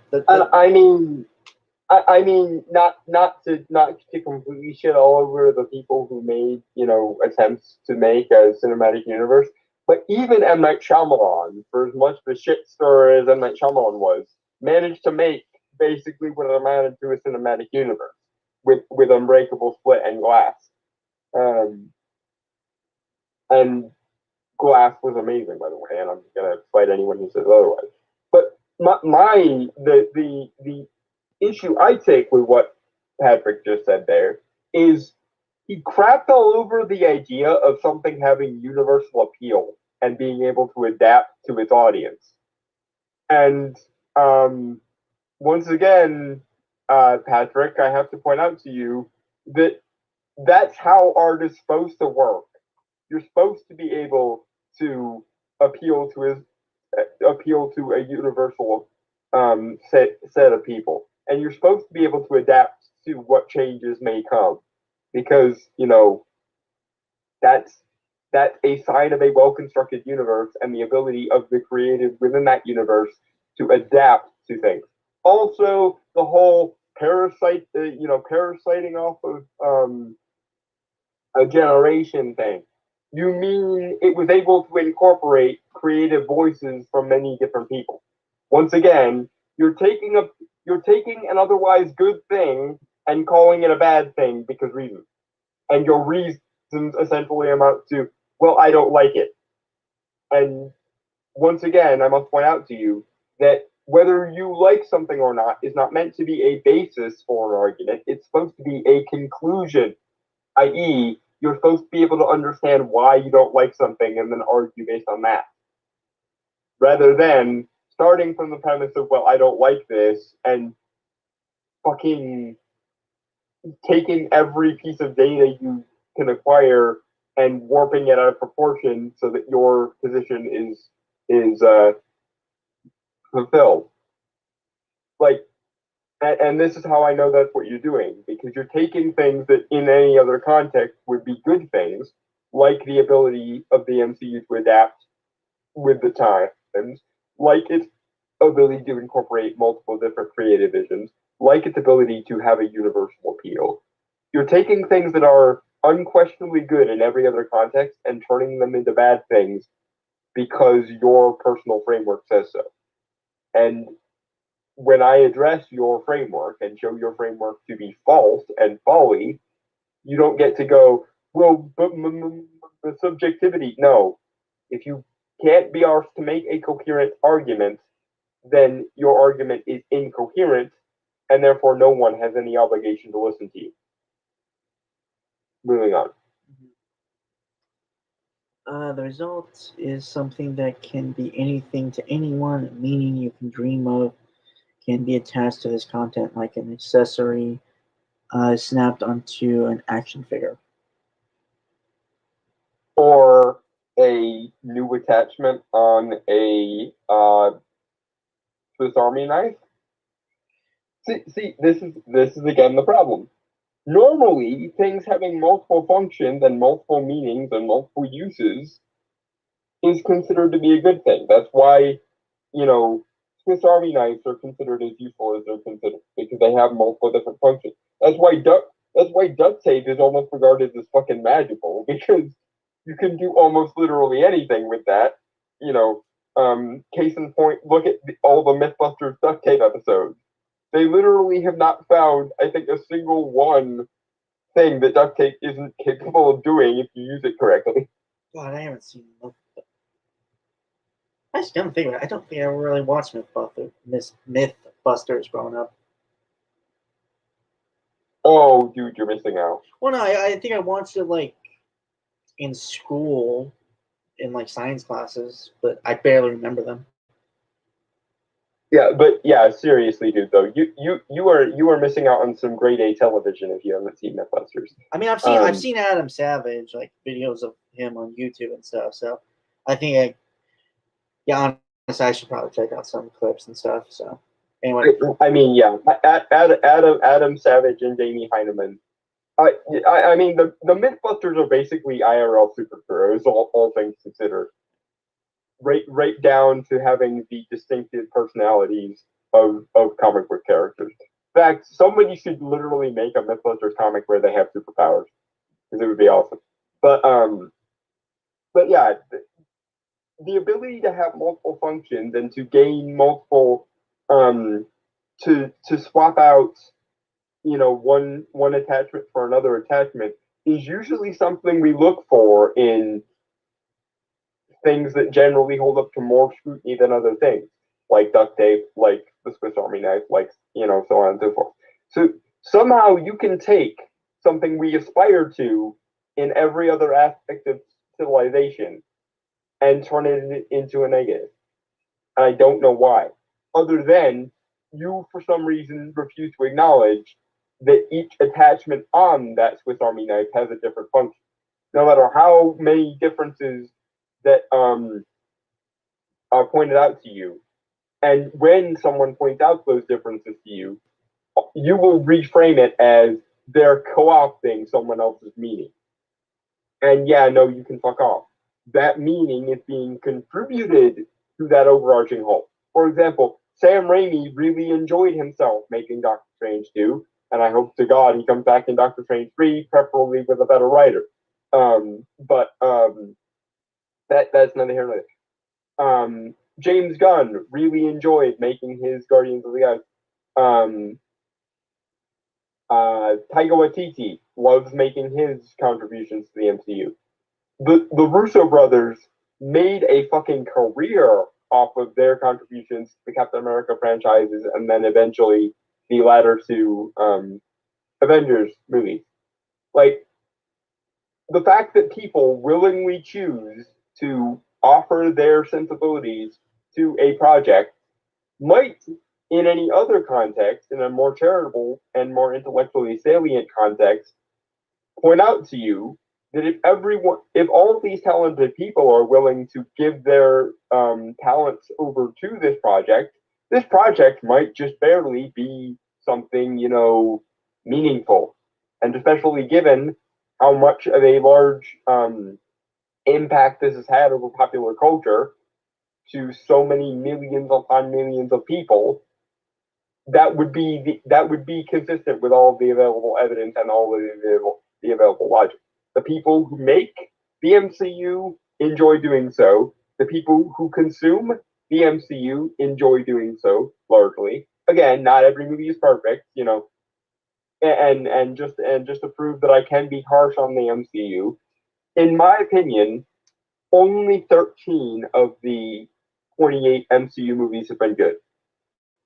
5 of them have just been meh or disposable, and 10 of them have been bad, outright bad. So I'm not being overly charitable with the MCU here.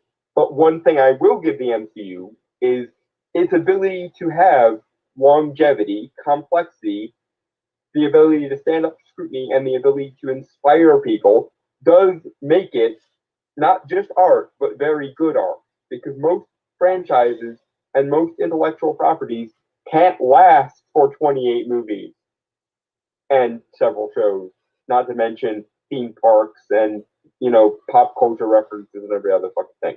So the fact that the MCU can do that is at least a sign that there's something worthwhile buried in the MCU. Even the bad ones, people put up with the bad ones under the auspices that eventually they'll get one of the good ones. For every couple, Eternals or Captain Marvel, there's going to be one or two No Way Homes or Multiverse of Madnesses or Captain America Civil War or Avengers Infinity War. So even on balance, even allowing that not every single MCU movie is good, the fact they're still willing to put in the effort and time and hold up to that kind of scrutiny and engage with that level of an audience does imply that not only is the MCU art, but it's art that is well constructed enough and valuable enough that it holds up to scrutiny, no matter how many bitchy articles like this we have to cover. Moving on. So after this, just for a second of time, because I feel like the last two things are going to be like the longest, most of our time. After this paragraph of the article, we are going to call it for this one, and then move on. Okay. How much longer do we have to go, by the way? Not entirely long in terms of the article itself, but I feel like we would drag on talking about this. It's one of those that gets stupider the longer it goes, isn't it? I assume so. I have it has that general feeling. Okay. All right. Anyway, all right. So yeah, again, last paragraph. This will be our last paragraph. Then we'll move on to something else. All right. Take for instance the Disney Plus show Moon Knight, starring Oscar Isaac playing the character with dissociative identity disorder, DID. Whether or not Moon Knight's representation of the disorder is truthful or accurate or silly is ultimately irrelevant. But subsuming something as complicated and multivarious as DID into the MCU, the complexities of representation, in the old artistic sense of the word, are made immediately irrelevant. It is smoothed down, plasticized, and drained so it can fit harmlessly alongside the MCU's representation of mass death, Avengers: Age of Ultron, Black Radicalism, Black Panther, and PTSD, Falcon and the Winter Soldier. Another token placeholder in a blank cardboard puzzle. Okay, I will. You mean? Go ahead. Well, okay. One thing I was gonna say. Yes, because it is. I'm not. It's complicated something because I don't think they don't they I don't think they shy away from the kind of serious issues per se in the universe of the MCU, like in world, But it is also a Disney thing, and thus they can't really push the envelope per se due to other various factors outside within within that. And I also want to just say this I actually watched this video, and I'm kind of just doing this as a reference. To anyone who knows the YouTuber Gonzilla Mendoza, did a video on Moon Knight, explaining that he'll put kind of a review of Moon Knight. And I honestly, like, in terms of representation of the disorder, and I'm not discrediting that disorder at all or anything, I'm not trying to do that. I don't think, I mean, it is important to the character. I'm not saying that. I'm not saying that it's not. But the major issue is with Moon Knight is, like, again, with a lot of the MCU Disney Plus shows, is there's no real payoff. There's a lot of setup and also just pacing where, like, it honestly needed a few more episodes in order to work. Yeah. At the very least, though, I think we're probably going to get a season 2. It doesn't. It strikes me that season 1 was basically the origin story, and season 2 is going to be the actual. It's still. I don't know. It still feels. Yeah. It still should have been in one season. I'm not arguing that, and I will still maintain that a proper TV show has at least 13 episodes. Also another issue that kind of bugs me with Moon Knight is that character is extremely violent, and I'm not saying not like boys level of violence and blood for Moon Knight. I'm not saying that, honestly. From what I've seen of the boys, I think it's a bit gratuitous, but that's the boys. It works for them. But I mean, Wanda in Multiverse of Madness versus the Illuminati almost got to, like, invincible levels of carnage. So they could. I would argue that, but I don't want to I don't want to sidetrack too much on this. It again, that's kind of my major. That's also, like, a big issue is, again, like, they do water down a lot of things about Moon Knight and the character, and they've done that a lot with other, like, really interesting characters. Hell, not even just, like, MCU. But I'm not going to get into that. Just, again, I don't want to, like, get super off track here. Mm-hmm. But arguably, representation, as much as I think, as much as I think, yes, telling people about this thing and that it is a thing that does happen, and try to be as respectful to it as possible, and also give a realistic take on it. Totally get that. But yeah. Does it also, in terms of representation, doesn't it also matter that you represent the source material, the original work that people put their blood, sweat, and tears into as well? Yeah, there's that. And there's also the fact that in this case in particular, I hate to break it to you, and this is really going to sting for a lot of people who work at Disney, but M. Night Shyamalan beat you to it. Like, really, really badly, he beat you to it. because Split and Glass. That there is nothing that, apart from the actual, being empowered by a god and being the avatar of the deity thing, which is not really related to the DID thing. But there is nothing within the context of DID that Moon Knight can do that the Beast from Split and Glass hasn't already done. Right. So much so that Split and Glass kind of created an overly aware culture for DID. So much so that people on TikTok in particular are erroneously diagnosing themselves with DID now. Oh my god, really? Yeah. Jesus Christ. One thing, don't ever self-diagnose yourself, okay? Average people are not... don't just find a doctor who will go along with whatever you think you have either. Yeah. Like, okay. People, like regular people, are not that smart, as much as they like to think they are. Like, I'm speaking as a regular guy, okay?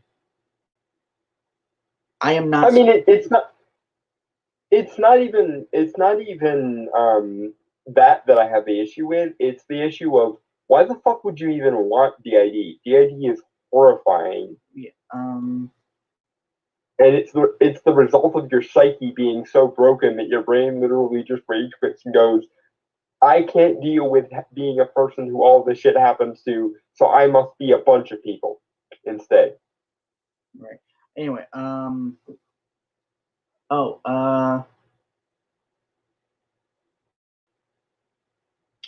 Dragon Troll says, would you say it's part of the character? It isn't the character.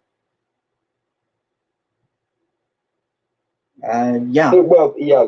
There's that. There's that. But my half of this discussion, and I'm gonna disagree slightly with what Brainstormer said. I don't think that Moon Knight waters down DID all that much. No, I was talking about the violence and stuff. Well, okay, yeah, sure, but yeah, my money is on they're saving that shit for season 2. But that's neither here nor there. But I don't think the MCU waters down DID any more than it waters down science in relation to Tony Stark, or magic in relation to Doctor Strange, or literally any other aspect of the universe. And frankly, representation, because people that have it will get offended or whatever. That's never that, in my opinion, that is not and should never be the point. The point is that these things are valuable for their own sake. You represent science well because science is worthwhile. You represent magic well because magic is inherently worthwhile, irregardless of the number of people that do or do not subscribe to those things. Like, even if we were living in a world with no scientists, portraying Tony Stark well as a scientist would still be worthwhile. Even if we were living back in the burning times and literally any magical practitioner was burned at the stake, or at least they tried to, it would still be incumbent upon you to portray Doctor Strangewell as a sorcerer, and so on and so forth. Not because more representation of people, but because the representation of ideas is important. Representation of lifestyles and skill sets is important for their own sake. That's why people choose to adopt them. So never mind representing people, represent ideas. That's the important thing. And skills and talents, if skills and talents happen to be related to ideas in that way. But yeah, no, I don't agree with your premise, Patrick, that the MCU waters down DID or waters down anything else to fit the MCU. I think it's trying to create what we call a cohesive universe. And in so doing, everything is represented, quote unquote, to the same degree. Just like they cut corners with Tony Stark's science, and they cut corners with Doctor Strange's magic, and they cut corners with literally every other aspect of the universe for the sake of we have 2.5 hours sometimes to make this make sense. We can't literally have Tony sitting there tinkering for 2 hours because that would be very, very boring. Depends on the person who's watching. So.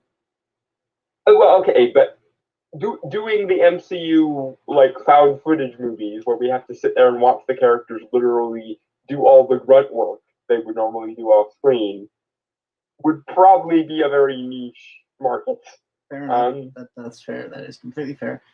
I mean, I would be fine sitting there watching Doctor Strange through grimoires for 2 hours, and mostly I would be trying to peek over his shoulder and whatnot. But that's because I am weird like that.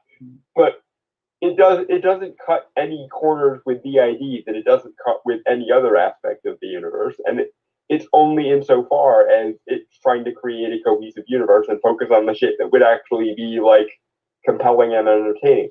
And once again, we find ourselves with the issue of you're taking something that would normally be considered either good or just a position, i.e., you cut out the fluff and you focus on the stuff that's actually worth focusing on to make the story entertaining. You're taking that and making it a bad thing because your arbitrary standards that can't be held to any sort of logical scrutiny for more than 5 seconds or they fold like origami paper. Right. Moving on. Yeah. So give me a minute as I set up the next thing. You might hear it because I usually mute myself, but because I have Dawn here, I can't exactly mute it. So. Mm-hmm. Yeah. Sorry, we're flying kind of. We're flying with one hand tied behind our backs here.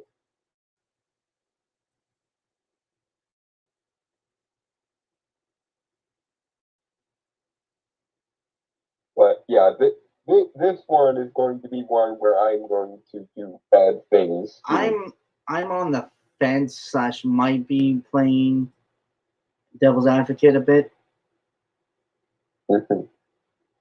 Because Dawn and I had a previous discussion about this on Thursday. Mm-hmm. Still loading.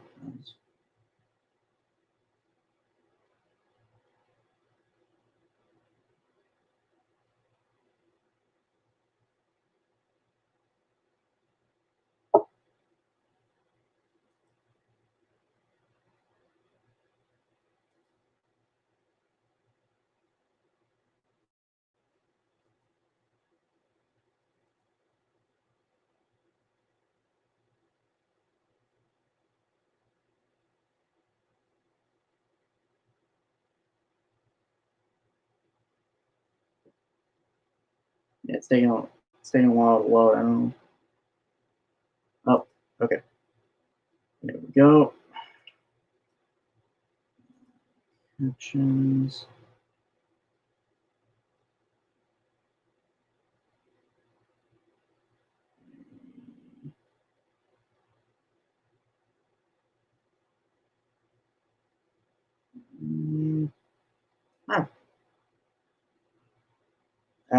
I think you sent this to me, right? I did. Or actually, no, I sent it to you. Yeah, I sent it to you first because I saw it and I knew you wanted to cover it. So yeah, it was one of those. Yeah, to not cover this would be dumb. So we're doing it. Yeah. Also, I mentioned to you last week that this was probably going to be dropping this week. So yeah. And for those who don't know, because I'm just now pulling it up. It is the Sandman date announcement trailer, or I guess the official teaser trailer. Yeah, well, actually no, because the teaser trailer was like a little over a year ago. Okay, so I guess this is trailer 1 then. Yeah, the first trailer and judging by how Netflix usually promotes things, it will probably be the only trailer, other than the teaser that we got several months ago. Okay, so again, Dawn and I had a previous discussion about this. We'll get into it, but I guess general thoughts before we head in is I'm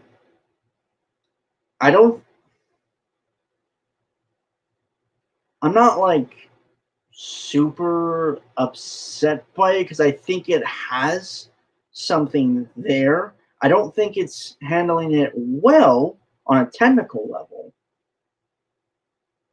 Mm-hmm. But I don't want to use the analogy we had said to each other on Thursday just yet. I know you want to bring that one up. So yeah, because we'll get into it. But before we jump in, I guess I should flash my colors in regards to this particular thing. This story means the world to me, both as a piece of art in general, but also, and this is where I'm going to sound like a complete woo-woo here, but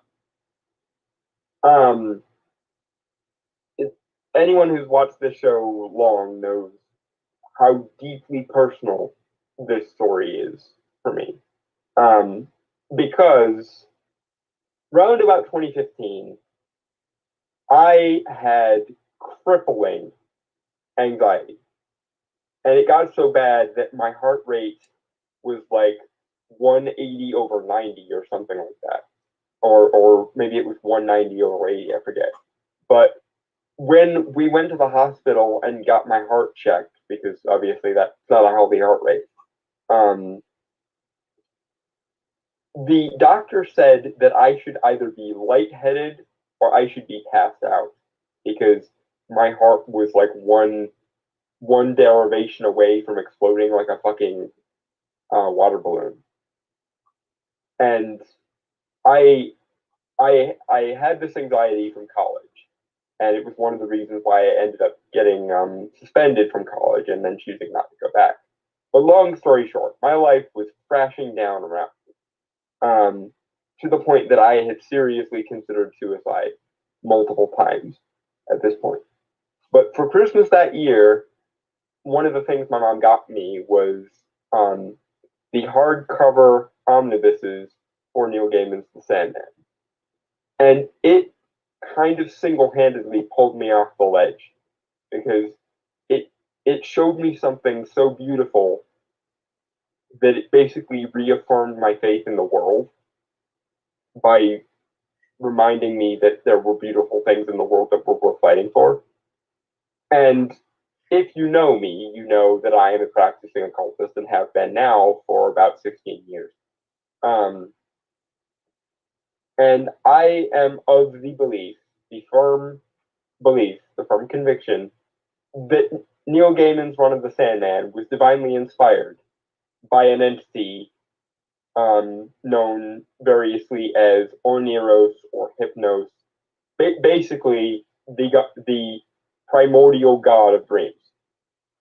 And it was this sort of monkey touch the monolith moment where I realized that the Sandman was divinely inspired, that inspired me to study magical evocation, specifically so that I could summon the entity that it can broadly be referred to as Dream and thank him for pulling me off that ledge.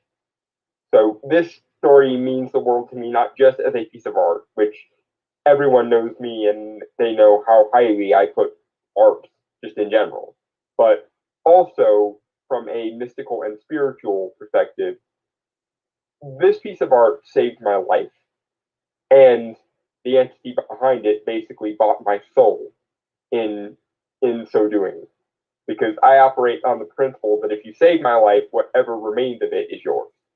And whether he realizes he did it or not, the machinations of the entity, informally known as Dream, saved my life, and so the rest of it is his to do with what he wants. But that's how deeply and how importantly I take the Sandman. So I have very, very high standards for this particular piece of art. And so adapting it is something you have to be very, very careful with. And I don't think they were. So without further ado, let's get into it. Green. I assumed we wanted to do a theme thing, so. I'm not sure what to do. Okay, I mean, we can stick with banana then. I don't, but you're right. I don't want to stick with banana. I suppose we could just go for the meme and go, Mr. Sandman. I'm probably going to hell for that someday, but oh well, Mr. Sandman. Mr. Sandman.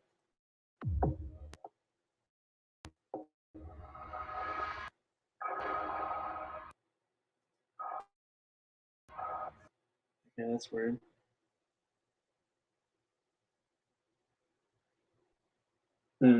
That's not working right. Give me a second. It might be the quality. Okay. I might have to take a check the chat while we're doing that, so we can at least have some.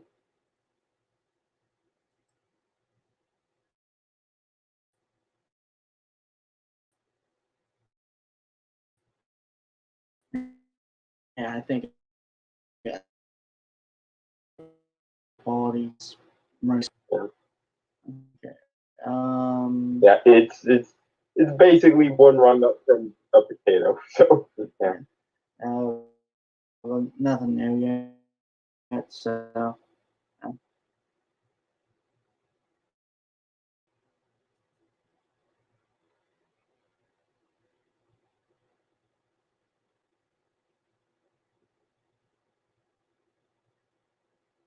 All right.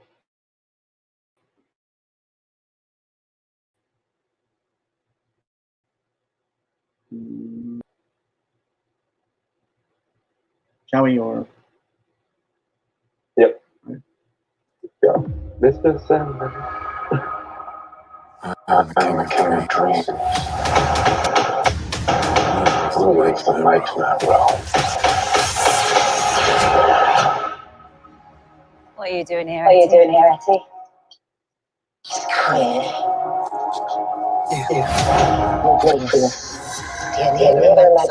You know the Sandman.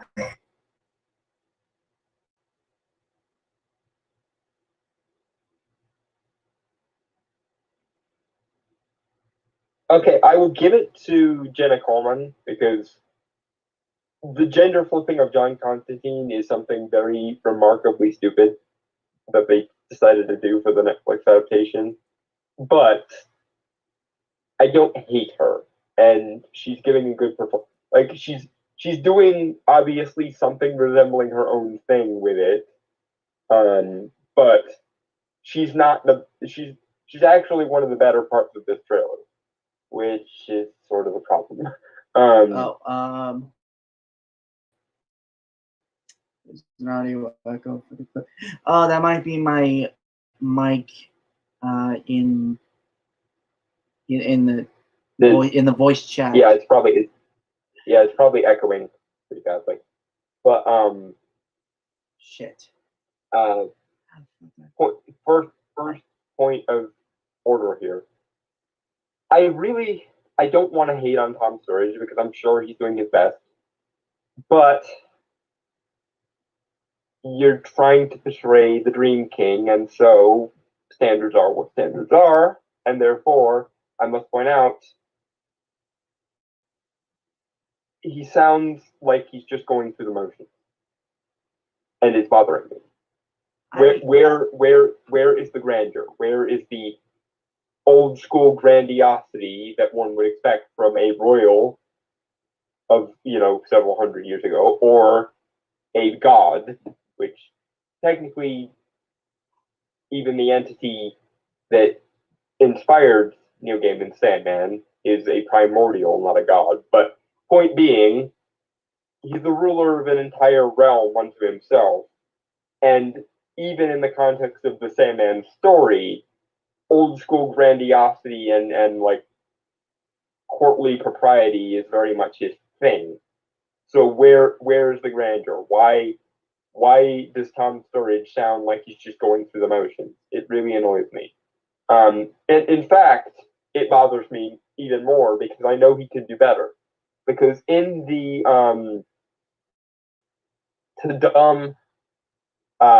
trailer announcement from a couple of months ago, where we got our first look at the teaser trailer, he actually, while he was waiting to introduce the trailer, he sounded like he had a catch in his throat, like he was trying to hold back tears, because he was trying to he understood how important this role was for him, and he understood the importance of the character. And I'm sorry, but I respected Tom Sturridge a lot for that, because it means he understood the importance of who this character was and what he is. And there's just none of that here. He sounds like he's barely just kind of going through the motions. And the Sandman is not one of those things you can do while just going through the motions. And it kind of adds to the feeling that I mentioned a Brainstormer on Thursday. This whole trailer feels like a lot of people have massive hatred for the Disney live action remakes. I've actually never really gotten that so much. I mean, obviously they're worse than the originals in a lot of cases, but I didn't hate them, mostly because most of the Disney classics are retellings of older stories anyway, and no matter what you do, there will always be 1,000 adaptations of Snow White. There will always be 1,000 adaptations of Beauty and the Beast. There will always be 1,000 adaptations of any of the Disney classics. But with the Sandman, if they fuck this up, it's probably going to be 30 years. I.e., I'm probably going to be almost 70 by the time we get another attempt to adapt Sandman. So it makes me feel a lot more like most people feel when they see Disney live action remakes. That's the best analogy I can make for this. It feels like there's a better version of the Sandman out there somewhere, and this is the lame Disney live action remake version of the Sandman. Is what this Netflix adaptation feels like. And it makes me feel insulted, actually, as a fan. It seems like they're mocking me, and it pisses me off. Moving on to Mr. Sandman. Yeah, one sec.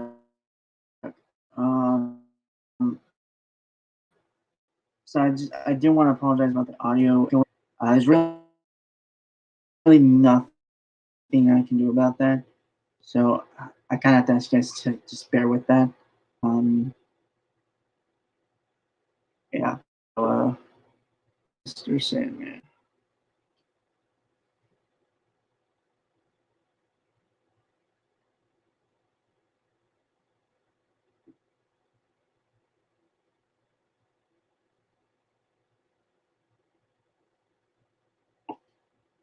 Yeah, Mr. Sandman. You know, the Sandman. It's a fairy story, Etty. He's no fairy story. He's back. It's tonight.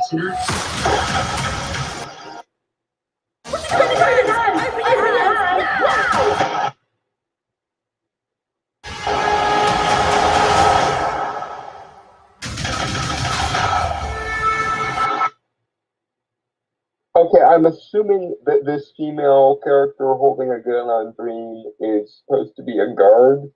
Yeah, I was actually curious. Like, it's weird that there are guards here. Really? No, they look like regular, like, mall security cops.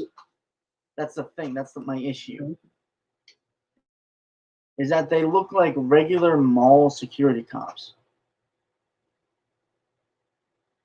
Yeah, they should be wearing like ceremonial robes or something. Or at the very least, there were guards in the original story when Dream was bound. Or at the very least, tactical gear. Well, there's that, but there's also the fact that the guards were originally supposed to be members of the Order of Ancient Mysteries that bound Dream in the first place. Right. I'm just saying, even if they're gonna fuck it up, tactical gear would have made more sense than look a fucking mall cop. I'm willing to call that just budget. They even still. Netflix. Tactical gear would have been better. Hell, just give him a fucking ballistic vest and an M4 or something. Mm-hmm. Just something like that, and it would have been better than again. Just cut corners. But I don't know. Like, the weirdest thing is that some scenes look very cinematic. But it also looks kind of cheap in other scenes. Yeah, there's that. And I did also want to bring this up.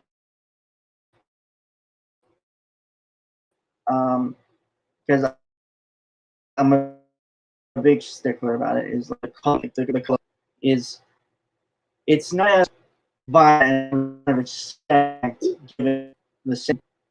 Yeah, no, for the Monday world, I could kind of understand that, but even for fantastical settings and stuff, it just everything is dingy and gray and miserable, and it's not even dingy, gray, and miserable in a stylized way, like in Joker or in or that one Earth from Doctor Strange's Multiverse Madness, like in Dark Strange's world. Or like the Batman or something like that. Like it's not dingy and gray in a stylized sense. It's just everything is black for no reason. And I think the justification would be, well, it's obviously supposed to be a gothic graphic novel, but the thing is, gothic novels were dark, yes, but they were also very heavily stylized, like Penny Dreadfuls and dime novels from back in the day and so on. And the comics were also, despite being very dark settings, very colorful and stylized in a lot of them. Also, and everyone knew this was coming, but there are some things I can't help but mention. Why does Dream look just like a dude? Like, why does he just look like a random goth kid?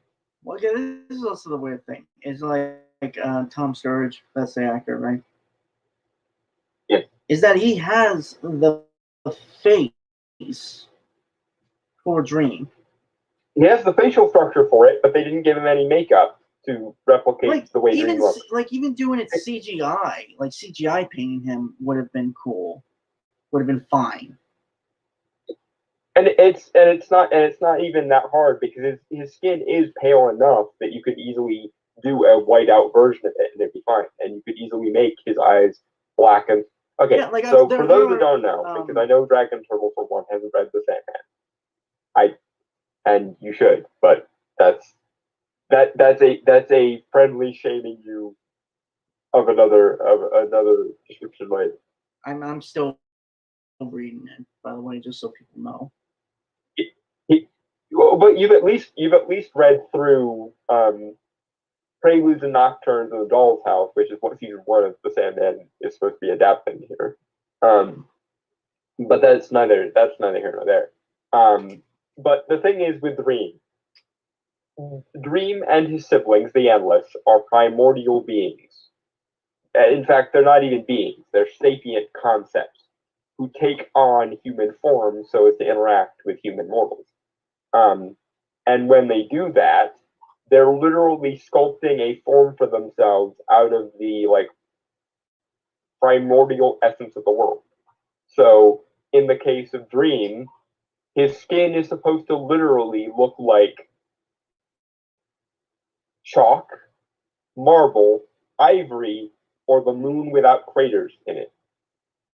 And his eyes, hair, and clothes are supposed to be literally crafted from the night sky itself, because they're literally made out of the primordial essence of the world.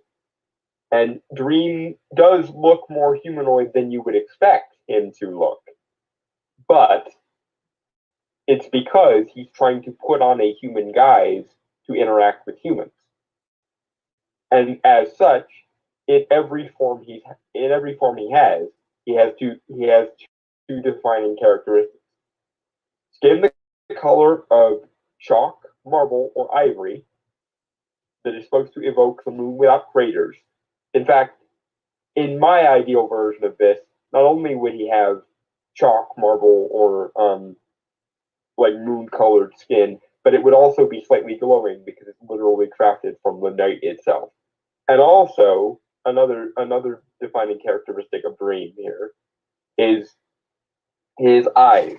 His eyes are always described as either the black void of the night sky itself with stars embedded in them for his pupils, or they're supposed to resemble ink wells reflecting the stars, or the stars being reflected in a placid pool of water,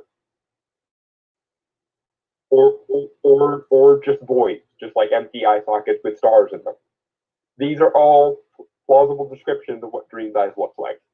He is not, in fact, none of the Endless are even remotely human. They are concepts, living sapient concepts, taking on a human form, using the fabric of reality to craft a human-like form for themselves. And yet, given that this series has a $11 million per episode budget, and there are 11 episodes total, which means something akin to $165 million or so. That's what they spent on this. So you would think that somewhere in that budget would be allocated enough visual effects or enough makeup effects to give Dream the two defining characteristics he has: the skin that resembles chalk, marble, or ivory, or the moon without craters, and the eyes that resemble the night sky with stars for pupils. And yet neither of these things are here. Apparently, he's just a random human goth dude now. And it makes it next to impossible to take him seriously in the role, because he doesn't yes, the Endless are supposed to look more human than you would think they would look, but they're supposed to look human because they're trying to put on a human guise. They're not supposed to actually be human mortals, except for Death sometimes, because Death sometimes chooses to live a mortal life so she can remember what life is like and what death is like for mortals, so that she can kind of maintain a sense of perspective about her job, which is a really cool facet of Death that they can't do right now, because if she looks like just a normal human person too, then it's not going to look different when she actually does take on a human guise. But that's not here. But yes, that does bother me, because it's crucial to Dream's aesthetic and crucial to his grandeur, that even though it's honestly supposed to evoke the uncanny valley a little bit. It's supposed to look like the night sky itself and the moon itself are trying to act like a human. That's what Dream is supposed to look like. Such that he kind of looks human. So you're uncomfortable by the fact that he obviously looks somewhat human, but is also as equally and obviously not human. And now that entire piece of world building is moot because he just looks like a random goth dude. And while I haven't actually spoken to the Lord of Dreams in real life yet, I'm working on it. I am slowly but surely going to the level of I know the Dream Lord and you, sir, are no Dream Lord almost. But maybe Tom Sturridge can convince me. Judging by the way he delivers his lines in this trailer, I'm unsurprised. I'm unimpressed because he sounds like he's just going through the motions. And the Sandman is not a source material where you can just go through the motions. You have to put in the effort. It's not enough to just have really good actors say the lines with no inflection whatsoever. You actually have to get them invested in the material so that the audience will therefore also be invested in the material. And it seems like nobody is invested in the material, except oddly enough, Jenna Coleman, who seems to be trying her best.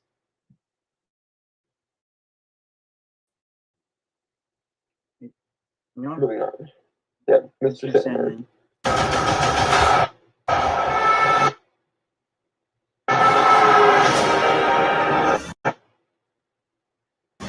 Forgive me, sire, perhaps they are not as you left them. With you gone, the realm began to decay and crumble. The dreams and nightmares no longer seem to recognize the monster.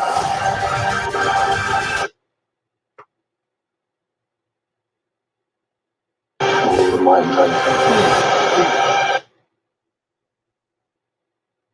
See, here's again the problem with Tom Sturridge's acting here. When Dream addresses his subject, when he addresses the dreams and the nightmares, especially in the early issues where they're rebelling against his rule, he should be pissed and menacing as hell. Where is the menace? Where is the staring daggers at you with eyes as black as pitch, so that you know that you've done fucked up? Where is that aspect of Dream's character here? Because one of the defining characteristics of Dream as a character in the story is he, unlike basically every other member of his family who have kind of gotten with the times, as it were, like they've given up on the old school like courtly manners and stuff. Dream doesn't. Dream loves the old school courtly manners and the like aristocratic grandiosity. He lives for that shit. And he takes his job deadly seriously. He takes his job as the Lord of Dreams and Nightmares deadly seriously. Death, she's kind of lighthearted. She just kind of hopes that you have a fun time being alive and is willing to, guide you on the next leg of the journey and so on. Desire is a narcissistic twit who basically wants everyone to be in a constant state of unsatisfied desire, because the more unsatisfied desire you have, the more control they have over you. Despair is a depressed sadist who just enjoys inflicting pain on things because she's despair. And delirium is, not stable, but she at least is like Delirium. You could almost get away with having her be like a stereotypical SJW because she literally does have the like rainbow hair style in the book and everything. And Destiny is just too busy doing his job to even really develop a personality. But Dream loves the old school courtly mannerisms and the aristocratic pomp and circumstance. Insofar as he lives, period, he lives for that shit. And when his job is made difficult by people rebelling against his rules and his prescriptions, he is pissed, and he doesn't seem pissed here. He seems just sad, and it annoys me. But moving on, Mr. Sandman. 1 sec. Also, sorry if it cut out on the screen for you guys. It just, I don't know what's happening. Like, again, this is an old computer I'm on. Like 2009 was made, I think. So, yeah, it's kind of old. At first, that doesn't feel like that long ago, but then I remember it's 2022. So, yeah, A little over 10 years. So,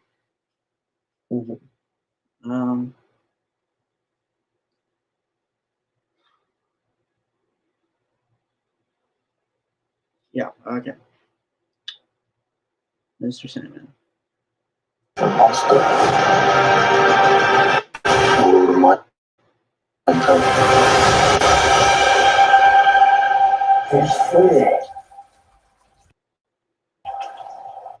He's at his cage.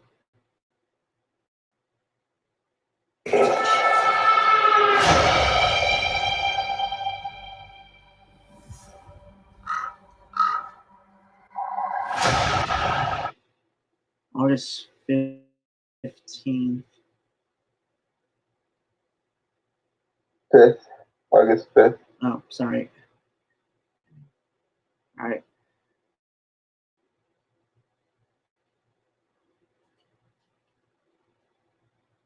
See, I actually like the end shot where he's leaning down to talk to Matthew, his Raven.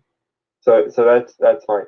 I don't know why both this trailer and the last trailer are making such a big freaking deal about the Corinthian. Because, well, the Corinthian is very scary. He's literally a living nightmare that Dream created. In the comics, the second Dream bothers to even take notice of the Corinthian, the fight is already over. Like, it's literally, the Corinthian screams, basically, come at me, Dream King. And Dream just goes, I'm sorry I made you poorly. You were supposed to reflect all the evils of humanity back at them. And all you've done is become this petty, twisted little thing. So I will try to create you better next time. And then he snaps his fingers and literally just uncreates the Corinthian. So I don't know why they're making such a big deal about the Corinthian here. Maybe they're rewriting it so that the Corinthian is a bigger deal than he was in the source material. I don't like that though, because yes, while we as humans have a lot to fear from the Corinthian, because he literally escaped from the dream realm and decides to become a serial killer, mostly for his own amusement. Dream is literally the master and maker of all dreams and all nightmares. So when Dream notices the Corinthian being an upstart nightmare bitch, it's just like, well, that's a shame. That's a bunch of work I put into you that's going to waste now, but I'll try to do better creating you next time, snaps fingers. And then uncreates him. Just then and there. So I don't know why the Corinthian is being treated like this menacing threat when in actuality he's literally just a nightmare who got too big for its britches. That being said, the Corinthian is for humans, is a very intimidating character because he literally goes on to inspire a fan club of serial killers. There's a scene or an issue in The Sandman where there's literally a serial killer convention, and the Corinthian is the guest of honor. So it's fine, but the point being is, the Corinthian's evil doesn't even do what Dream wants it to do, because like I alluded to earlier, he creates the Corinthian in the hopes that the Corinthian will reflect all of humankind's evil back on itself. Like he wants the Corinthian's evil to serve a purpose, and all the Corinthian turns into is a serial killer when Dreamstack is turned. I think the line in the comic is something to the effect of, you were supposed to show them everything dark in themselves they do not like to acknowledge, and what have you shown them? All you've shown them is there are bad people in the world. They already knew that. But I suppose it's my fault. I didn't do a good enough job creating you, and so I will uncreate you now. That's the line, or close to the line in the comic. So he's disappointed by the Corinthian failing to do that, but in actuality, he's just an upstart nightmare who's being treated as a threat far more than he should. If anything, the villain, if there is said to be one in the first arc of the Sandman, it's Dr. Destiny, who steals Dream's ruby while he's incarcerated and then has to fight him for it. He actually does far worse to Dream than the Corinthian could ever hope to, because he's a human wielding an artifact of Dream rather than a nightmare who Dream has full jurisdiction over. Anyway, that's neither here nor there. Moving on to the next thing.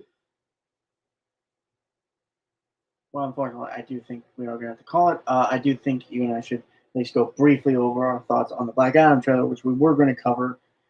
But I think just because of simple technical difficulties, I cannot show the Black Adam trailer. Okay, we'll save it for next week then. You guys are just gonna have to give us a mulligan on this one, guys. Sorry, everything seems to not be working right today. Yeah, I'm real sorry, guys. Fuck. I feel really bad. Yeah, we got through two things. It's three things. It's no, two things, because we still have to. Oh yeah, because we didn't fully get through the Marvel Cinematic Universe is not because reasons article. Yeah, so. Right. So 2.5, kind of. Yeah. But yeah, we'll mulligan this one and try again next time. Sorry, guys. Dragon Trail says no problem. Hope it gets fixed soon. Yeah, us too, man. Us too. So yeah, with that, folks, I want to say. Did he say anything? Speaking of Dragon Turtle, did he say anything while we were going through the trailer or anything? Just the audio was echoing and stuff. Okay, so he didn't have any commentary on the trailer or thoughts on the trailer. Okay. So yeah, with that, folks, I want to say goodbye, adios, aloha, avidazay, sayonara, peace, cheers, and. Some days everything goes wrong and all you can do is fuck off.